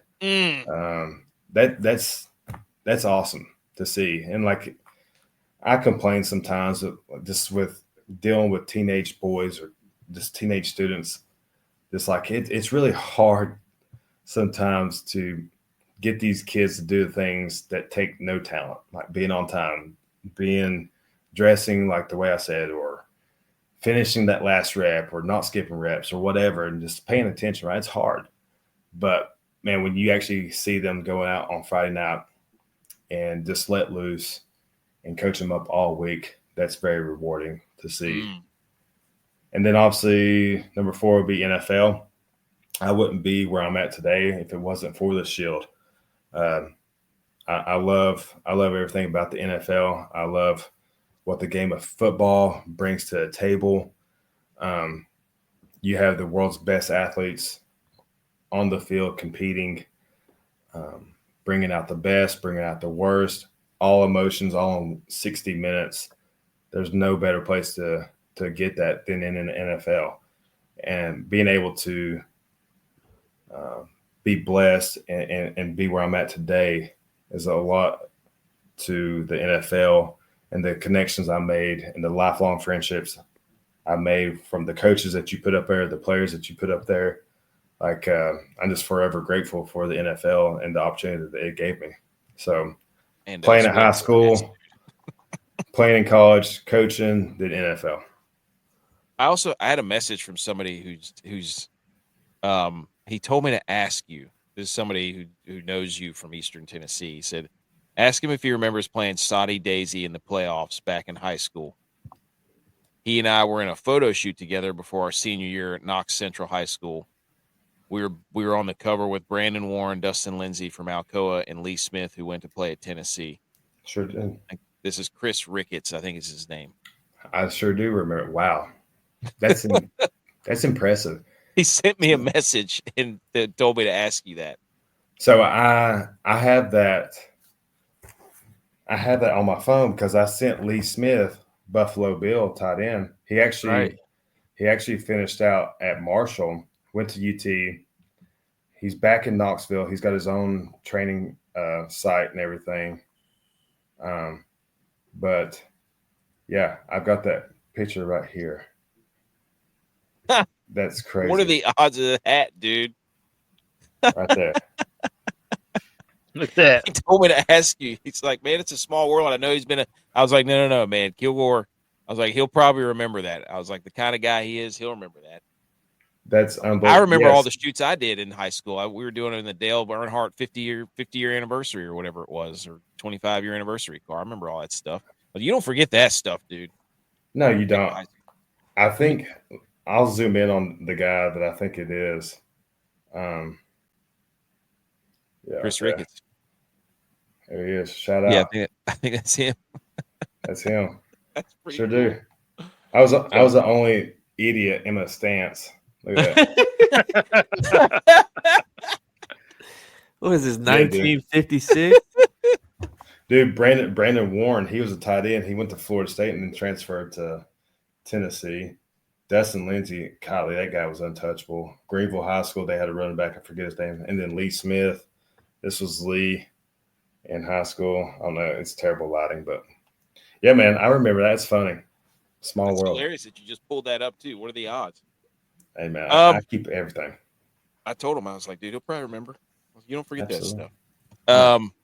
Hang the banners. We got to hang the banners. Yeah. Do it.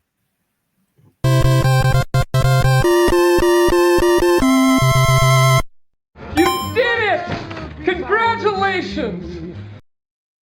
Hang the banners. You like our graphics, dude? High production cost here. Dude. Everybody's so high tech now. If you just stay like this, everybody's going to appreciate the low tech that you guys are. What am I watching here? Who wants to go first? J-Bye, you usually go first. I can go first. I'm going to hang the banner for our guy, Reggie Hill from App State. Oh, Tuning into the show and gave us a correction. And that's why I'm going to hang the banner, because he held us accountable. Well, actually, and we're going to shout him out. Yeah, he well actually us, because we didn't know if anybody played football at Bowman Gray when the race was going on. And he corrected us. Winston-Salem State still plays there. Is that what he said? Yeah, the Winston-Salem State Rams. So shout out him, hang the banner for Reggie Hill. And then he said, go app. So shout out him. Yeah. This roll near stuff. No, exactly. Can we do something about that? My gosh, that's the worst thing. We got to do something. So we have to do something. Tex, do you want to go next? Do you have a hang the banner, Butch? Yeah, I'm going to hang the banners for Two Bills Drive. Already giving in to next year's season. They're basically saying the next year's not the year. The window's closed. Look, here's it's Two Bills closed. Drive. Look, you want my hot take for next year, and it has nothing to do. This has nothing to do with me being a Bills fan, but I think, as fate will have it, the Bills their last year playing at the old Highmark Stadium, Ralph Wilson Stadium, Rich Stadium. Their last season playing there. They will win the Super Bowl next year, and therefore the NFL will open the following season, 2026 season, with the Bills Thursday night opening of their brand new stadium. That's my hot take. Next year, Bills Super Bowl champions. No. BS. I'm going to hang the banner for us because everybody now is all of a sudden starting to come on to the NFL's trying to start a flag football league. And we have it well documented like a year ago, almost to the date, that said all this flag football talk, the Olympics, it's all just a ploy. They're trying to incorporate this into some way to make money. And sure enough, it's coming. It's coming down the pipeline. I don't know how I feel about it. Just don't mess with the real football. Hang the banner for us. Staying woke, staying ready for all the hot takes way ahead of everybody else. So, hang the banner for us. Kilgore, Butch, you have a hang the banner? Hang the banner for Cowboy Carter. Hang the banner for all the people out there comparing the trade for Luka Doncic with J.A. for Dak. All right, hang the banner. You gave Dak so much credit. I appreciate it. Hang the banner. Luka Doncic. I don't know who that is, but Luka. Oh, like somebody in Key West. It is. New guy. Kilgore, you got one? Not I can rattle off more while you think. Yeah, give me a couple more ideas. Hang the banner for all the media people asking the Chiefs at the media day. Oh, is it rigged? Is the refs rigged? Like, hang the banner for those guys for just using their time there to get thrown out of the NFL and never allowed back. I'm just here so I don't get fined. I'll do this. I'll do this for Kilgore. I'm going to hang the banner for Dan Kilgore because I was able in the last month, I've been able to use his name for my benefit in more ways than I have ever been able to in my entire life. Yeah, I went to Armani Edwards Hall of Fame induction in Las Vegas. And at that event, there was Alex Smith was there. And I was like, hey, Alex, good to see you again. Like, I'm Daniel Kilgore's friend. Like, I was able to talk to him, use Kilgore's name. Then Kilgore has this comedian friend that's like all over ESPN. I'm like, hey, I know Daniel Kilgore. I know you do some things with him. He's like, oh, man, tell Daniel Kilgore. Able to talk to all these people I would never talk to in my entire life because of my friend Dan Kilgore. Hang the banner for that guy. I'm gonna hang the banner for Cracker Barrel selling Fruity Pebbles for $6 a bowl, which I don't allow my kids to order whenever we go there. I'm like, you guys do not get to order cereal at Cracker Barrel. Well, they could put beer in it. They sell beer now too. Shout out. They don't need beer. They're already crazy enough as it is. Not because they're not old enough, because they're already crazy. Hang the banner for the guy who's yelling at us about not knowing the count of the cereal sugar. I know how much sugar is in cereal, pal, on Instagram. You come get some, dude. I will give you an absolute nutritional seminar. Hey, what? He's going to give you a Grammy. You to death. Yeah, he's about to give you a buddy. You pal him right into the ground. I called him a pal. I gave You're not that guy. You're not that guy, pal. Pal Gasol up in here. Freaking dumb. I'm going to hang the banner for our dear friend, Sam Martin. Rookie, man. He Smun. Yep. Man, for him, was it year 12? It's going to be 13 if he plays. Going to be 13. That's amazing. I'm happy for Sam. But he put on a clinic in the playoffs, man. He had some really good punts and in the snow too. And the snow, and this for him to be where he's at today and seeing him grow as a player and as a person, man, I think that's awesome. I really do. Hang the banner for Sam Martin, future App State Hall of Famer. Yes, agree. You get to put his jacket on him. Do they have jackets? I don't know. You should start a tradition. Legends Gala. Hey, J-Vi can use Kilgore's name to go to that one. I'm gonna say, hey, I know this guy. He's also in here. What His we need to name's do is get Kilgore. those shoes that the Mr. Yosef used to wear and hand those out and be like, "Hey, here you go. Here's the 2002 Air Jordans. You're in the Hall of Fame now." I wouldn't even get them because my name's not even on the brick for the 2007 national championship team. But whatever. And also hang a banner for the city of New Orleans, hosting the semifinal college playoff. Oh yeah. A day after a terrorist attack, or 2 days after a terrorist attack, and then hosting the Super Bowl. Man, that city is the definition of resilience and grit. Grit, and being able to host everything that they host. The biggest game in sports is going to be played there this weekend, and then Mardi Gras starts the next week. So it's like, holy moly, they're just rolling through it. Dude, it's like perfect timing for them. If you win the Super Bowl, you stay there. You stay there for the week. I mean, it's not a terrible idea. Walking down Bourbon Street, though, would be like if you were a little person walking on Dan Campbell's teeth because of all the horse poop. And all the I'm telling you, it is not clean at all. Can we talk about before you close this? Let's talk about the Super Bowl after party. Let's talk about the Super Bowl after party in 2012. Is that P. Diddy's house? Super Bowl 47.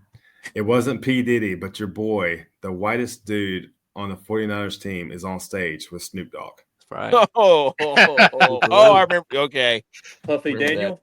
Who I also name dropped you with because I told him, I was like, hey, Puff Danny? that guy that you were at the Super Bowl with. Dude, you got a problem. Dude, I'm telling you, it was me, Snoop Dogg, the guy in a green hat. And then what is that? Oh, there you go. I thought that was Texas alarm outside. Backing me. Yeah. Sometimes I play music in the background, so you never know.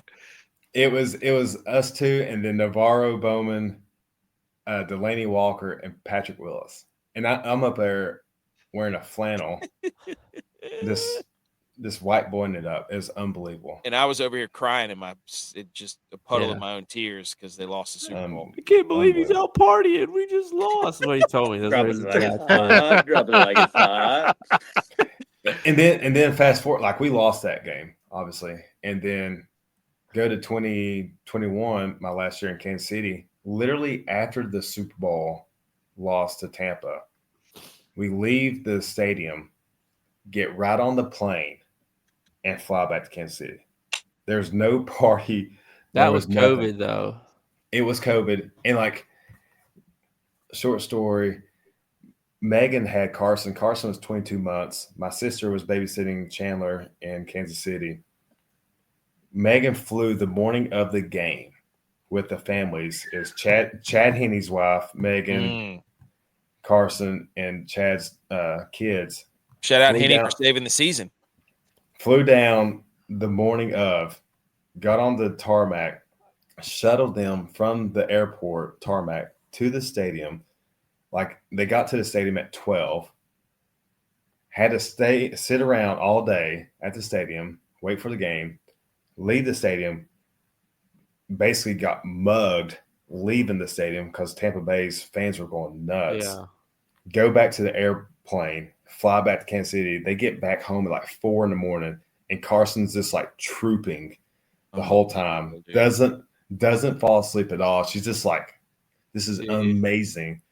But that was, and then after that game, we're leaving the stadium, and we had police escorts, and like the fans were riding.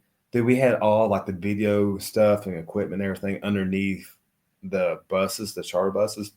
The fans were ripping open the bus doors underneath, and it's just like taking stuff. Jeez. Like I wonder if people in their houses are like, yeah, I got this at the 2021 Super Bowl. It's a camera that doesn't work anymore. I don't need the power cords. There was a couple buses. There were a couple buses that the windows got knocked out. Like it was insane.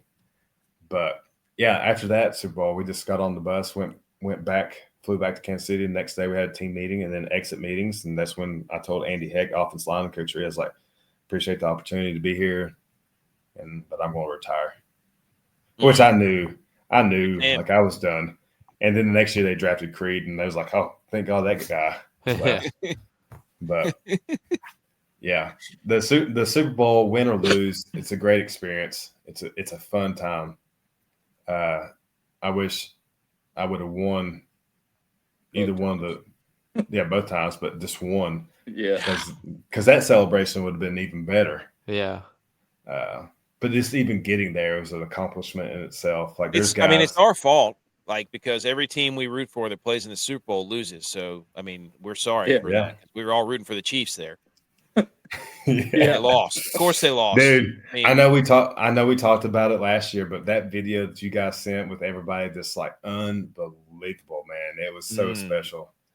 I won't cry this year, but it was tremendous, and I appreciate you guys allowing me to come on here and always supporting me and for what I did and what I'm doing now. It's awesome. Dude, you tell us where the game or whatever it is, we'll be there. Yeah, you guys send us a schedule. Dude, our days of going to NFL games are very numbered, and we've already established this guys trip. So to continue it, do we go see your game? Do we go see Maru's? Like, we got to have schedules so we can keep Maru's Utah State. Yeah, the big leagues. Yeah, Providence Academy this year. We're part of TWSAA, which is the state regulation for sports, high school sports, and so like this season is legit, competing to get into the playoffs and everything. But we have region games, and we have three games, 2 region, 1 not region. But we're going to Middle Tennessee. We're going to Franklin, which is south of Nashville. Yeah, Murfreesboro twice. So if you want to have a good trip, we'll go to Middle Tennessee and we'll just shack up in Nashville for the night.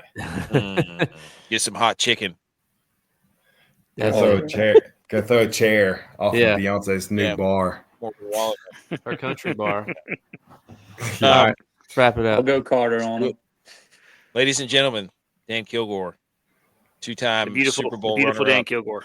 Miami Dolphins, 49ers got drafted by him. Not a big deal. Kansas City Chiefs. Number 67 on your walls in your fancy shadow box uniforms, but number 1 in your hearts, number 1 in our hearts. Well, thanks for coming on. This is a great time. Some of us are gonna watch the Super Bowl. Some of us will not. We're not gonna mention any names. We'll just leave that up to. Maybe I'll watch the game cast. But all right, we got the music. Yes. This is the last one. We love football. Likes to do so. Yeah, it's our Thanks a lot. passion. Go Niners. That's why Go we're Bills. cashing.